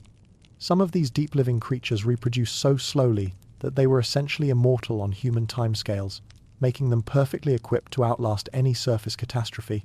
Cave systems around the world would become the last refuges for more familiar forms of life. While surface ecosystems collapsed under the extreme cold, cave environments would maintain relatively stable temperatures year-round. Cave-dwelling fish, salamanders, and countless invertebrates would find their world largely unchanged, as caves had always been isolated from surface temperature variations. Even more fascinating would be the discovery that life persists in liquid water pockets trapped within the solid ice of the frozen oceans. These microscopic ecosystems, fed by nutrients from the ice itself and warmed by residual geothermal activity, would demonstrate life's incredible ability to find ways to survive in environments that seem completely hostile to biological activity. In the deepest parts of the Earth's crust, where temperatures remain warm due to geothermal heating and radioactive decay, vast communities of bacteria and archaea would continue their ancient routines, completely unaware that anything had changed on the surface. These organisms represent some of the most ancient forms of life on Earth, and they had survived every previous mass extinction event in our planet's history. As decades passed in the deep freeze, as the surface world became increasingly alien and inhospitable, these deep-living ecosystems would be carrying on the fundamental processes of life with the same patient persistence they had shown for billions of years. They would be proving that life, once established, is remarkably difficult to eliminate completely, that even cosmic catastrophes that transform the surface of a planet cannot touch the deep roots of biological activity that extend far into the Earth's interior. In the warm depths around volcanic vents, in the patient microorganisms living between grains of rock, in the hidden water systems that honeycomb the planet's crust, life would be demonstrating its most profound truth, that it is not dependent on any single source of energy, not tied to any particular environment, but capable of finding ways to persist, and even thrive under conditions that would seem to make existence impossible. These deep ecosystems would be Earth's biological insurance policy, the guarantee that no matter what happened on the surface, the fundamental spark of life would continue burning in the planet's warm interior, ready to expand and diversify again if conditions ever improved. In the darkness of the deep ocean, in the silence of underground caverns, in the patient chemistry of rock and water and heat, life would be quietly waiting, proving that the end of one world can be merely the prelude to the beginning of another. As our sunless world approached its most profound transformation, something would begin happening that would redefine our understanding of what it means for a planet to have an atmosphere. After perhaps a century of gradual cooling, as surface temperatures in the coldest regions finally approached 196 degrees Celsius, 321 degrees Fahrenheit, we would witness one of the most beautiful and surreal phenomena in the history of Earth.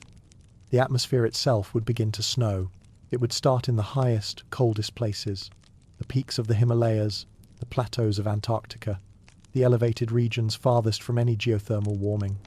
There, in the crystal clear air, under stars that had never shone so brilliantly, nitrogen, that invisible gas that makes up nearly 4/5 of our atmosphere, would begin to condense into tiny droplets, then freeze into crystalline flakes that would drift down like the strangest snow in the history of weather. Picture the ethereal beauty of this moment, air becoming visible as it falls, each flake a frozen piece of the atmosphere settling gently onto the landscape below. This nitrogen snow would be unlike anything in human experience, clear as glass, lighter than water, sublimating instantly if touched by anything even slightly warm. It would accumulate in drifts and layers, creating landscapes that looked like winter wonderlands made from the sky itself. The process would be gradual and graceful, following the elegant laws of phase transition that govern how matter changes from gas to liquid to solid, just as water vapor becomes snow under the right conditions. Our atmosphere would be undergoing its own version of precipitation, with gases condensing out of the air and settling onto the surface in patterns dictated by temperature, elevation, and local geography. As temperatures continue to drop in the very coldest locations, oxygen would begin to follow nitrogen's example. At 218 degrees Celsius, 360 degrees Fahrenheit, oxygen would start to condense into a pale blue liquid that would pool in the lowest areas, creating streams and ponds of liquid atmosphere that would flow like water, but with properties unlike anything in terrestrial experience. These oxygen pools would have a strange, otherworldly beauty, pale blue liquid that would glow slightly in starlight, denser than liquid nitrogen, and settling beneath it to create stratified layers of liquid atmosphere. The sight would be both beautiful and alien, valleys filled with pools of liquid air, their surfaces perfectly still and reflective, creating mirror-like expanses that would reflect the brilliance of the star-filled sky above. The falling atmosphere would create its own weather patterns, not the weather we had known, driven by temperature and moisture, but a new kind of atmospheric precipitation based on the phase changes of the air itself. Gentle breezes would carry nitrogen snow across the landscape, creating drifts and patterns that would shift and change with the subtle air movements that persisted even in this transformed world. As the atmosphere gradually settled onto Earth's surface, our planet would begin to wear its own air like a blanket, creating landscapes of beauty so alien that they would seem to belong to another world entirely. The accumulated nitrogen snow would build up in patterns dictated by topography and wind, creating drifts that might be hundreds of feet deep in some valleys, while leaving exposed ridges and peaks stark against the starlit sky. Mountain ranges would become islands rising from seas of frozen air, their peaks jutting up through layers of nitrogen snow like rocky atolls in an ocean of crystallized atmosphere. Valleys would fill with accumulated atmospheric precipitation, creating smooth, undulating surfaces that would hide the familiar contours of the landscape beneath a blanket of frozen gases. The polar regions, already the coldest places on Earth, would accumulate the thickest layers of fallen atmosphere. Antarctica and the Arctic would become buried under drifts of nitrogen snow, so deep that they would create entirely new topographies, with the original landscape preserved beneath, like an archaeological site, waiting to be discovered by some future civilization that might one day excavate the frozen air to reveal the world that lay beneath. Forest regions would take on a particularly haunting beauty, with the skeletal remains of trees emerging from drifts of atmospheric snow like monuments to the age of photosynthesis. These preserved forests, locked in nitrogen, snow, and protected from decay by the extreme cold, would become natural museums of the world that was, their forms perfectly preserved in the crystal-clear medium of frozen air. Rivers and lakes, long since frozen solid, would disappear entirely beneath the accumulating layers of fallen atmosphere, but their valleys and basins would still collect the heaviest concentrations of liquid oxygen, creating hidden waterways of liquid air that would flow beneath the surface layers of nitrogen snow. These oxygen streams would follow the ancient drainage patterns of the world, creating a hidden hydrological system based on liquid atmosphere rather than liquid water. Cities and human settlements would gradually disappear beneath this atmospheric blanket, their buildings becoming abstract shapes rising from smooth, undulating plains of frozen air. Only the tallest structures would remain visible, creating a landscape that would be simultaneously familiar and completely alien. Recognizable landmarks emerging from a world transformed by its own fallen sky. The accumulating atmospheric snow would create its own geological processes.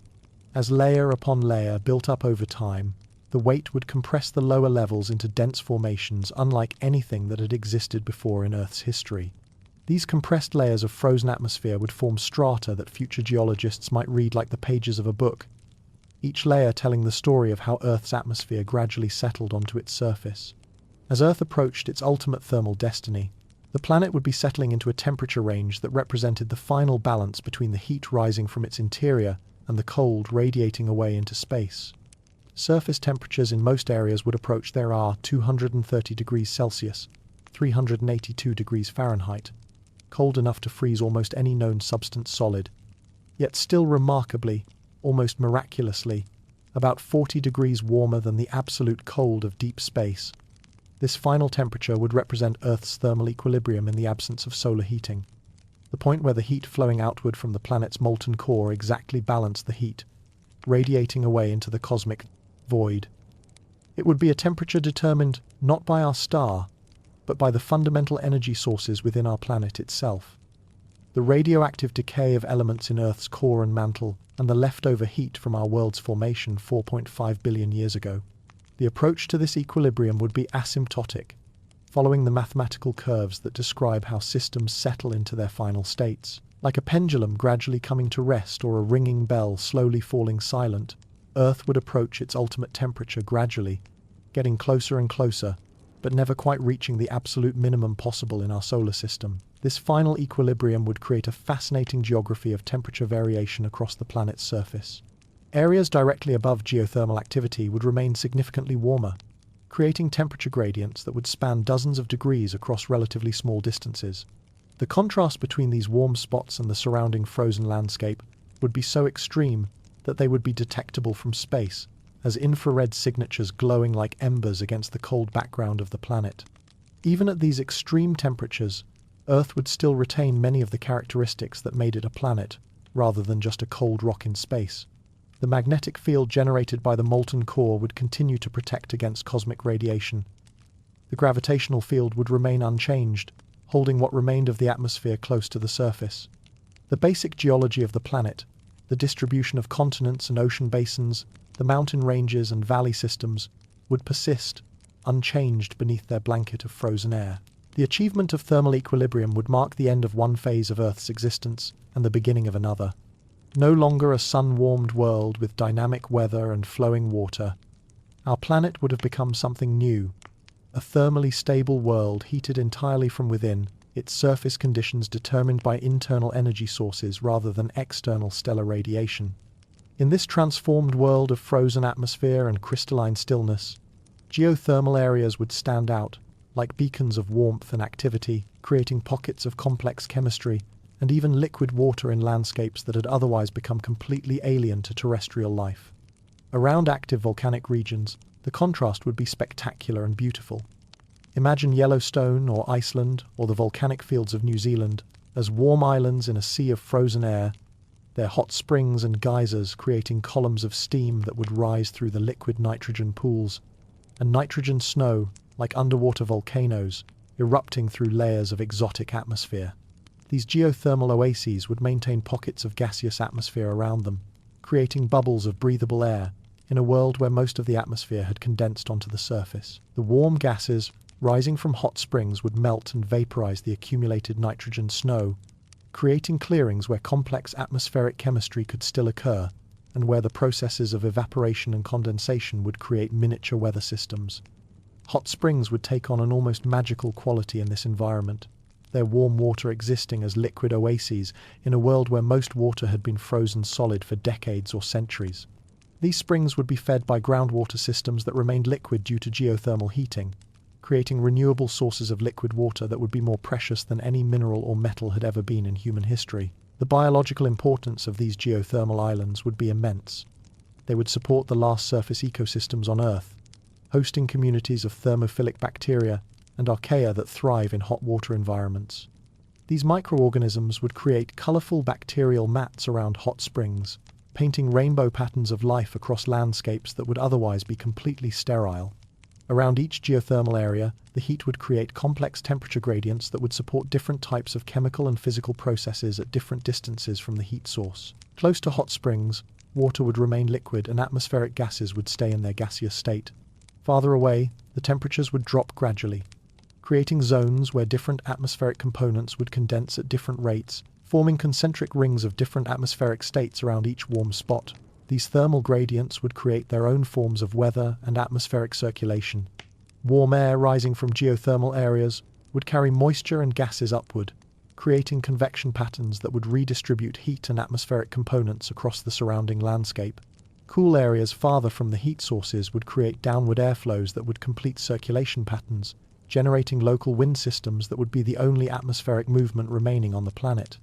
In this world, transformed beyond recognition, where the atmosphere had literally fallen to Earth and surface temperatures approached the cold of interstellar space, life would be demonstrating its most remarkable and inspiring characteristic: its absolute refusal to be eliminated, its capacity to find ways to persist under conditions that would seem to make existence impossible.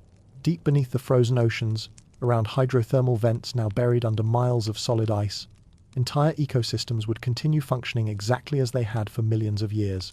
These communities had never depended on the sun's energy, never required the warmth of solar radiation, never needed anything from the surface world that had now become so alien. Giant tube worms, ghostly white crabs, bizarre deep-sea fish, and countless species of bacteria and archaea would carry on their ancient routines in perfect ignorance of the cosmic catastrophe that had transformed the world above them.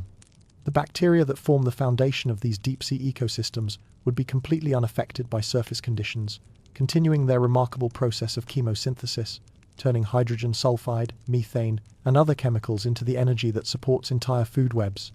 These organisms represent some of the oldest forms of life on Earth, and they had survived every previous mass extinction event in our planet's history by being independent of surface conditions and stellar energy.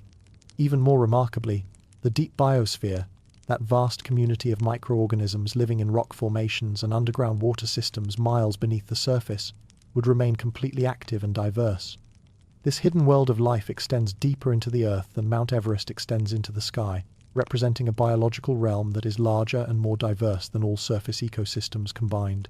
These deep-living organisms would include bacteria that derive their energy from radioactive decay, creatures that feed on sulfur compounds in deep rock formations, and microorganisms that reproduce so slowly that individual cells might live for thousands of years. Some of these deep-dwelling life forms had never known that sunlight existed in the first place, making them perfectly adapted for a sunless world. In underground cave systems, where temperatures would remain relatively stable due to geothermal heating and insulation from surface conditions, communities of cave-dwelling organisms would continue their patient existence largely unchanged. Cavefish, salamanders, and countless species of invertebrates would find their world essentially unaltered, as caves had always been isolated from surface temperature and light variations. Perhaps most inspiring of all would be the discovery that life persists in environments that push the very boundaries of what we consider possible for biological activity. In liquid water pockets trapped within the solid ice of the frozen oceans, microscopic ecosystems would thrive on nutrients released from the ice itself and energy from residual geothermal activity. In rock formations where temperatures remain warm due to radioactive decay, bacteria would continue their ancient metabolisms completely unaware that the surface world had changed. Around geothermal features, thermophilic organisms would actually benefit from the new conditions, finding themselves with less competition and more stable environments than they had experienced when Earth was warmed by the sun. These heat-loving bacteria and archaea would create colorful biological communities around hot springs and volcanic vents, proving that life could not only survive but actually thrive under conditions that would kill most other organisms. The persistence of these deep and geothermal ecosystems would represent more than just biological survival. They would be proof of life's fundamental independence from stellar energy sources, demonstration that the spark of biological activity, once ignited, can sustain itself using energy sources that exist independently of stars and sunlight. In the warm depths of the Earth, in the patient chemistry of rock and water and heat, life would be carrying on the fundamental processes that had sustained it for billions of years, ready to expand and diversify again if surface conditions ever improved. These surviving ecosystems would be Earth's biological treasure, the guarantee that no matter what catastrophes might befall the surface world, the essential creativity and persistence of life would continue in the planet's warm interior. They would be proving that life is not an accident dependent on perfect conditions, but a fundamental feature of complex chemistry that, once established, becomes remarkably difficult to eliminate completely. As our atmosphere settled onto the surface like the strangest snow in cosmic history, as temperatures approached the cold of interstellar space, as the familiar world disappeared beneath blankets of frozen air, life would be quietly demonstrating its most profound truth, that it is not dependent on any single source of energy, not limited to any particular environment, but capable of finding ways to persist and even flourish under conditions that would seem to prohibit existence entirely. In the patient darkness of the deep ocean, in the warm chemistry of underground springs, in the slow metabolism of rock-dwelling bacteria, life would be writing the next chapter of its 4-billion-year story, proving that even the end of the solar age would be merely another transition in the long, remarkable journey of biological creativity on our endlessly inventive planet. In the vast cathedral of deep time, as millions of years passed in our transformed world, Earth would have settled into a profound and beautiful equilibrium that reveals the true nature of planetary resilience. Our world would have found its final resting temperature, a stable thermal state that could persist for billions of years to come, sustained entirely by the patient energy sources that had been burning in Earth's core since the planet's formation.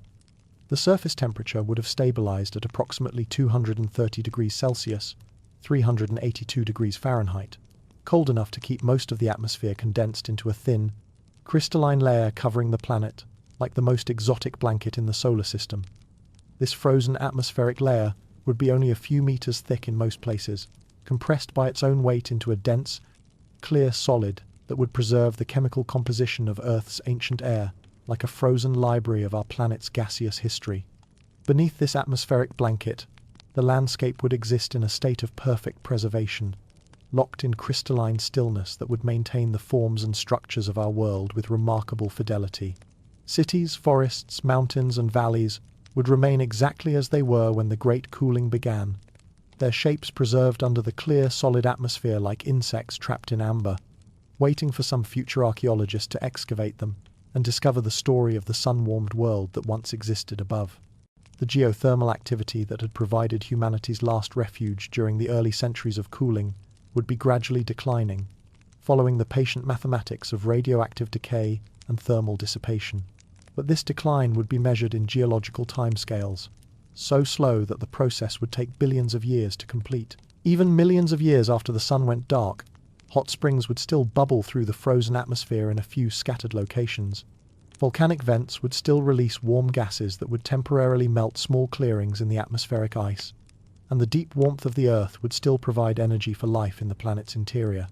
This slow decline of geothermal activity would follow predictable patterns based on the physics of radioactive decay and heat conduction. The warmest areas would gradually cool, but so slowly that the process would be barely perceptible across human timescales.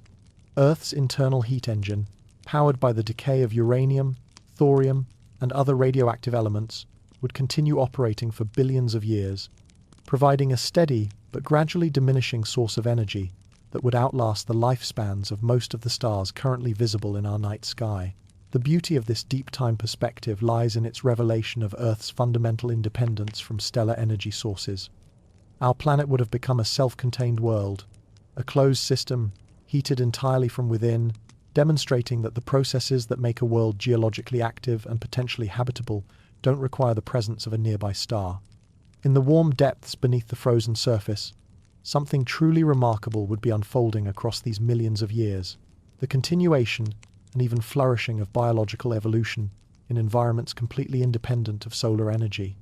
The deep biosphere, that vast community of microorganisms living in rock formations and underground water systems, would not merely be surviving, it would be actively evolving, adapting, and diversifying in response to the new conditions created by Earth's transformation.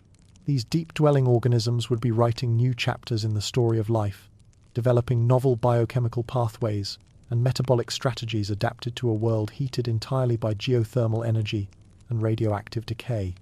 Evolution would continue its patient work in the darkness, creating new species and new forms of biological organization that had never existed during the age of photosynthesis.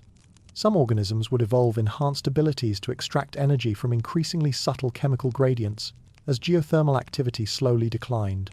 Others might develop more efficient methods of processing radioactive elements, turning the natural decay of uranium and thorium into biological energy sources. Still others would perfect the art of living in extremely slow motion, reducing their metabolic rates to match the gradually diminishing energy available in their environments. The timescales of evolution in these deep environments would be profoundly different from surface evolution during the solar age. With energy sources that changed only across geological time, and with environmental conditions that remained stable for millions of years at a time, deep biosphere organisms would have the luxury of extremely long-term evolutionary development. Species might persist essentially unchanged for millions of years, then undergo rapid evolutionary bursts when geothermal conditions shifted or new chemical energy sources became available. Perhaps most remarkably, entirely new kingdoms of life might emerge in these deep environments. Forms of biological organization that had no equivalent in the surface world that once existed. These organisms would be adapted not just to extreme heat and pressure, but to the specific chemical conditions created by Earth's internal geology, developing biochemistries that could exploit energy sources that surface life had never encountered. The deep biosphere would also be developing its own complex ecological relationships, with predator-prey dynamics, symbiotic partnerships, and competitive interactions playing out across timescales measured in millennia rather than seasons. These deep ecosystems would have their own food webs, their own patterns of energy flow, and their own biological cycles, all operating independently of anything that had ever happened on Earth's surface. Some organisms would evolve the ability to survive in the liquid water that persisted around the most active geothermal vents, while others would specialize in extracting moisture and nutrients from the solid ice that had once been the ocean. Still others would develop the remarkable ability to remain active at temperatures approaching the freezing point of liquid nitrogen, pushing the boundaries of what had been considered possible for biological activity. While life evolved in the planet's depths, Earth's geological processes would continue their ancient rhythms with the same patient persistence they had shown throughout the planet's history. Continental drift would proceed exactly as it had for billions of years, with tectonic plates continuing their slow dance across the planet's surface at rates of centimeters per year, imperceptible in human terms, but capable of completely reshaping the planet's geography across millions of years. Mountain ranges would continue to rise where continents collided, their peaks pushing upward through the frozen atmospheric layer like slow-motion explosions of rock and ice. The Himalayas would grow taller, the Andes would extend farther, and entirely new mountain ranges would form as tectonic forces continued to compress and fold the Earth's crust. These rising mountains would create new landscapes beneath the atmospheric ice, forming hidden topographies that would remain buried until some distant future when conditions might allow the atmosphere to return to gaseous form.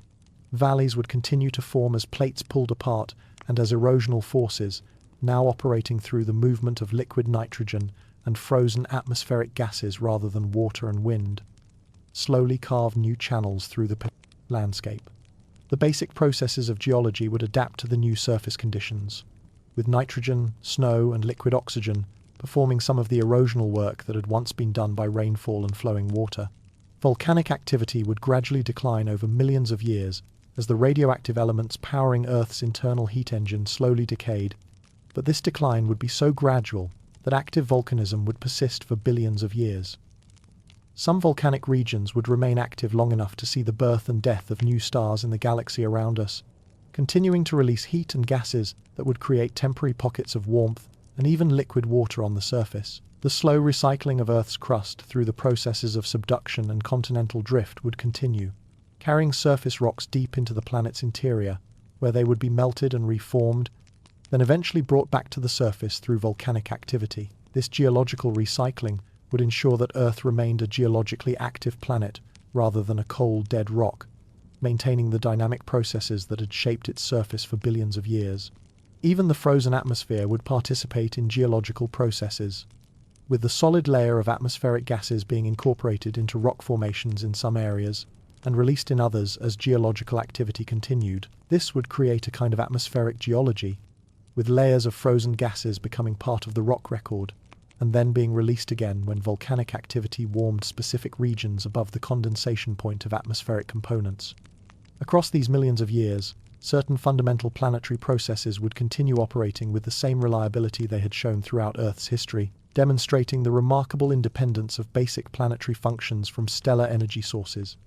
Earth's magnetic field would continue to protect the planet from cosmic radiation and charged particles from space, generated by the same dynamo effect in the molten core that had shielded our world for billions of years. This magnetic protection would ensure that the deep biosphere remained safe from the harmful radiation that fills interstellar space, maintaining the stable conditions necessary for life to continue evolving in the planet's interior. The gravitational dance between Earth and Moon would continue unchanged, with tidal forces still flexing the planet's crust and creating the subtle mechanical stress that contributes to geological activity. These tidal forces would help maintain the circulation of molten rock in Earth's mantle, contributing to the continued operation of the geological processes that keep our planet active and dynamic. Most importantly, the radioactive decay of elements in Earth's core and mantle would continue providing energy for billions of years to come. Uranium-238 has a half-life of 4.5 billion years, meaning that half of the uranium currently in Earth's core would still be actively decaying and producing heat billions of years in the future. Thorium-232, with a half-life of 14 billion years, would provide energy for even longer periods. These radioactive elements would ensure that Earth's internal heat engine would continue operating long after most of the stars currently visible in the night sky had exhausted their fuel and died. The planet's rotation would continue, though gradually slowing due to tidal friction with the Moon, maintaining the Coriolis forces that help drive the circulation of molten rock in the mantle and liquid iron in the core. This rotation would ensure that Earth's magnetic field remained active and that the internal heat distribution continued to create the temperature gradients necessary for geological activity. Even Earth's orbital mechanics would remain stable, with our planet continuing to follow its elliptical path around the position where the Sun had once shone. The gravitational influences of other planets would continue to create subtle variations in Earth's orbit, but these changes would be far too small to significantly affect the thermal equilibrium our planet had achieved through its internal heat sources. Perhaps the most remarkable story of persistence and adaptation would be unfolding in the depths of the frozen oceans, where life would be demonstrating its most extraordinary capacity for survival and evolution in the most unlikely environments imaginable. Around hydrothermal vents scattered across the ocean floor, now buried under miles of solid ice, liquid water would persist in pockets and chambers heated by volcanic activity.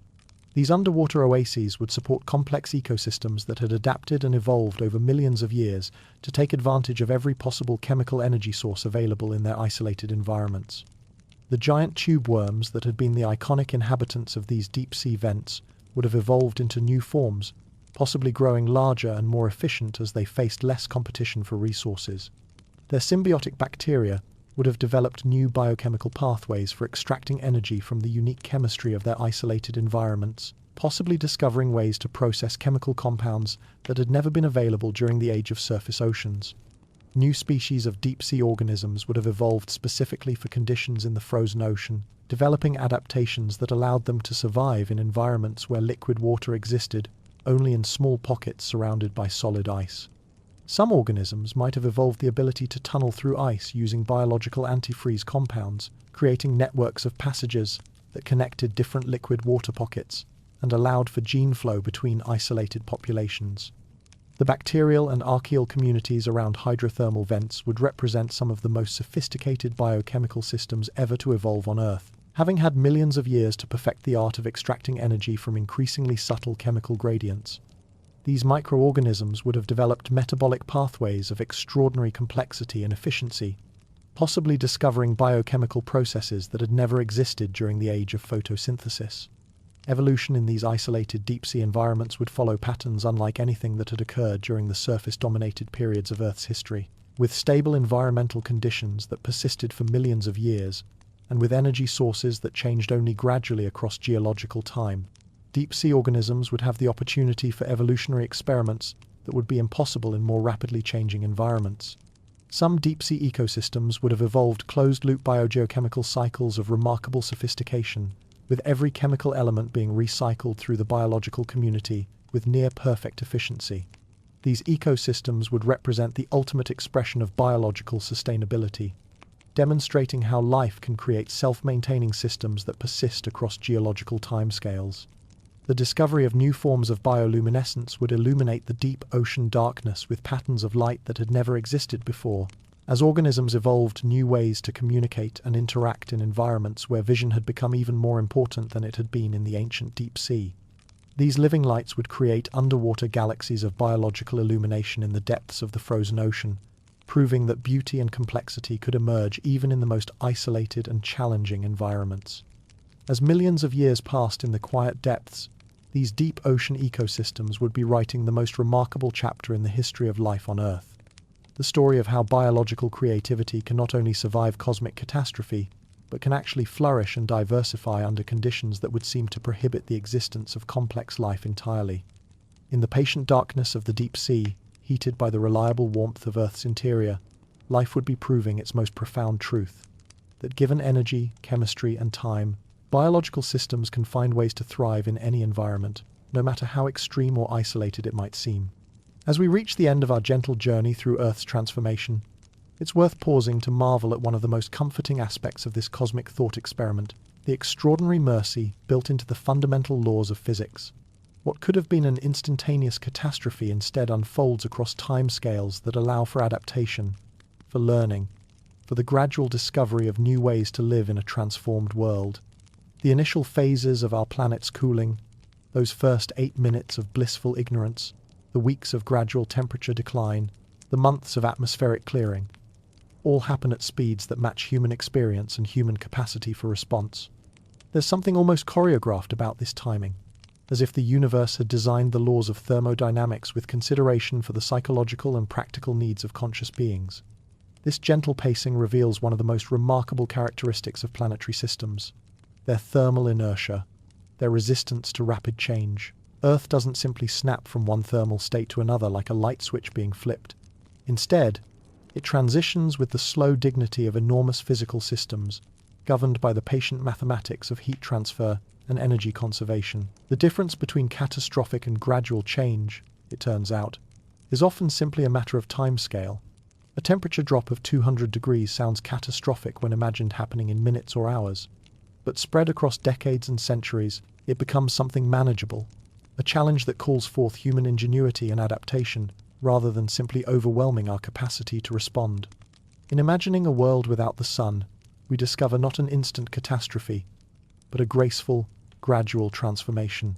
Earth's thermal systems, its oceans, atmosphere, and geological core retain and release energy slowly, allowing life time to adapt. Planetary cooling doesn't happen in an instant. It unfolds over centuries, mirroring the time frames in which human societies evolve, innovate, and adapt. This reveals a profound truth. What makes a catastrophe isn't necessarily its scale, but its speed. Given enough time, life can endure, evolve, and even flourish under radically changing conditions. Earth's deep systems, the magnetic field, tectonic cycles, and deep biosphere are powered not by sunlight, but by internal heat, tidal forces, and radioactive decay. Life in underground rock layers and near hydrothermal vents shows that biological resilience doesn't rely solely on the sun. Our planet is a massive, slowly discharging battery, holding on to billions of years of solar energy. As Earth cools, each phase condensation of the atmosphere, freezing oceans happens with choreographed precision, governed by elegant physical laws. The beauty of deep time lies in this predictability. It offers not panic, but patience. Paradoxically, imagining a sunless Earth enhances our appreciation for the sun itself. A fusion reactor 93 million miles away, burning steadily for 5 billion years, whose energy powers life, weather, and evolution. Even the so-called renewables are just borrowed solar energy. And yet, the sun is part of an even larger energy chain, one that began with gravitational collapse and nuclear forces deep in the cosmos. Returning to our sunlit world, we see it anew. Morning light, the warmth on your face, the energy in your breakfast, all are daily miracles from a fusion furnace that's remained steady across millennia. Our solar system, though dynamic, offers remarkable stability. Life has survived ice ages, impacts, and reversals, always adapting, always continuing. Perhaps most comforting is this: the laws of physics contain within them a form of mercy. Energy can't vanish, it only changes form. Thermal inertia, energy conservation, and evolutionary persistence all mean that even in cosmic crisis, there's room for recovery. Destruction, when obeying natural laws, often proceeds gently. As you drift into sleep tonight, you do so on a planet heated by radioactive elements, shielded by a magnetic field, and bathed in the light of a steady star. The stars above you began their light's journey decades or centuries ago, linking your breath to distant places and long past moments in time.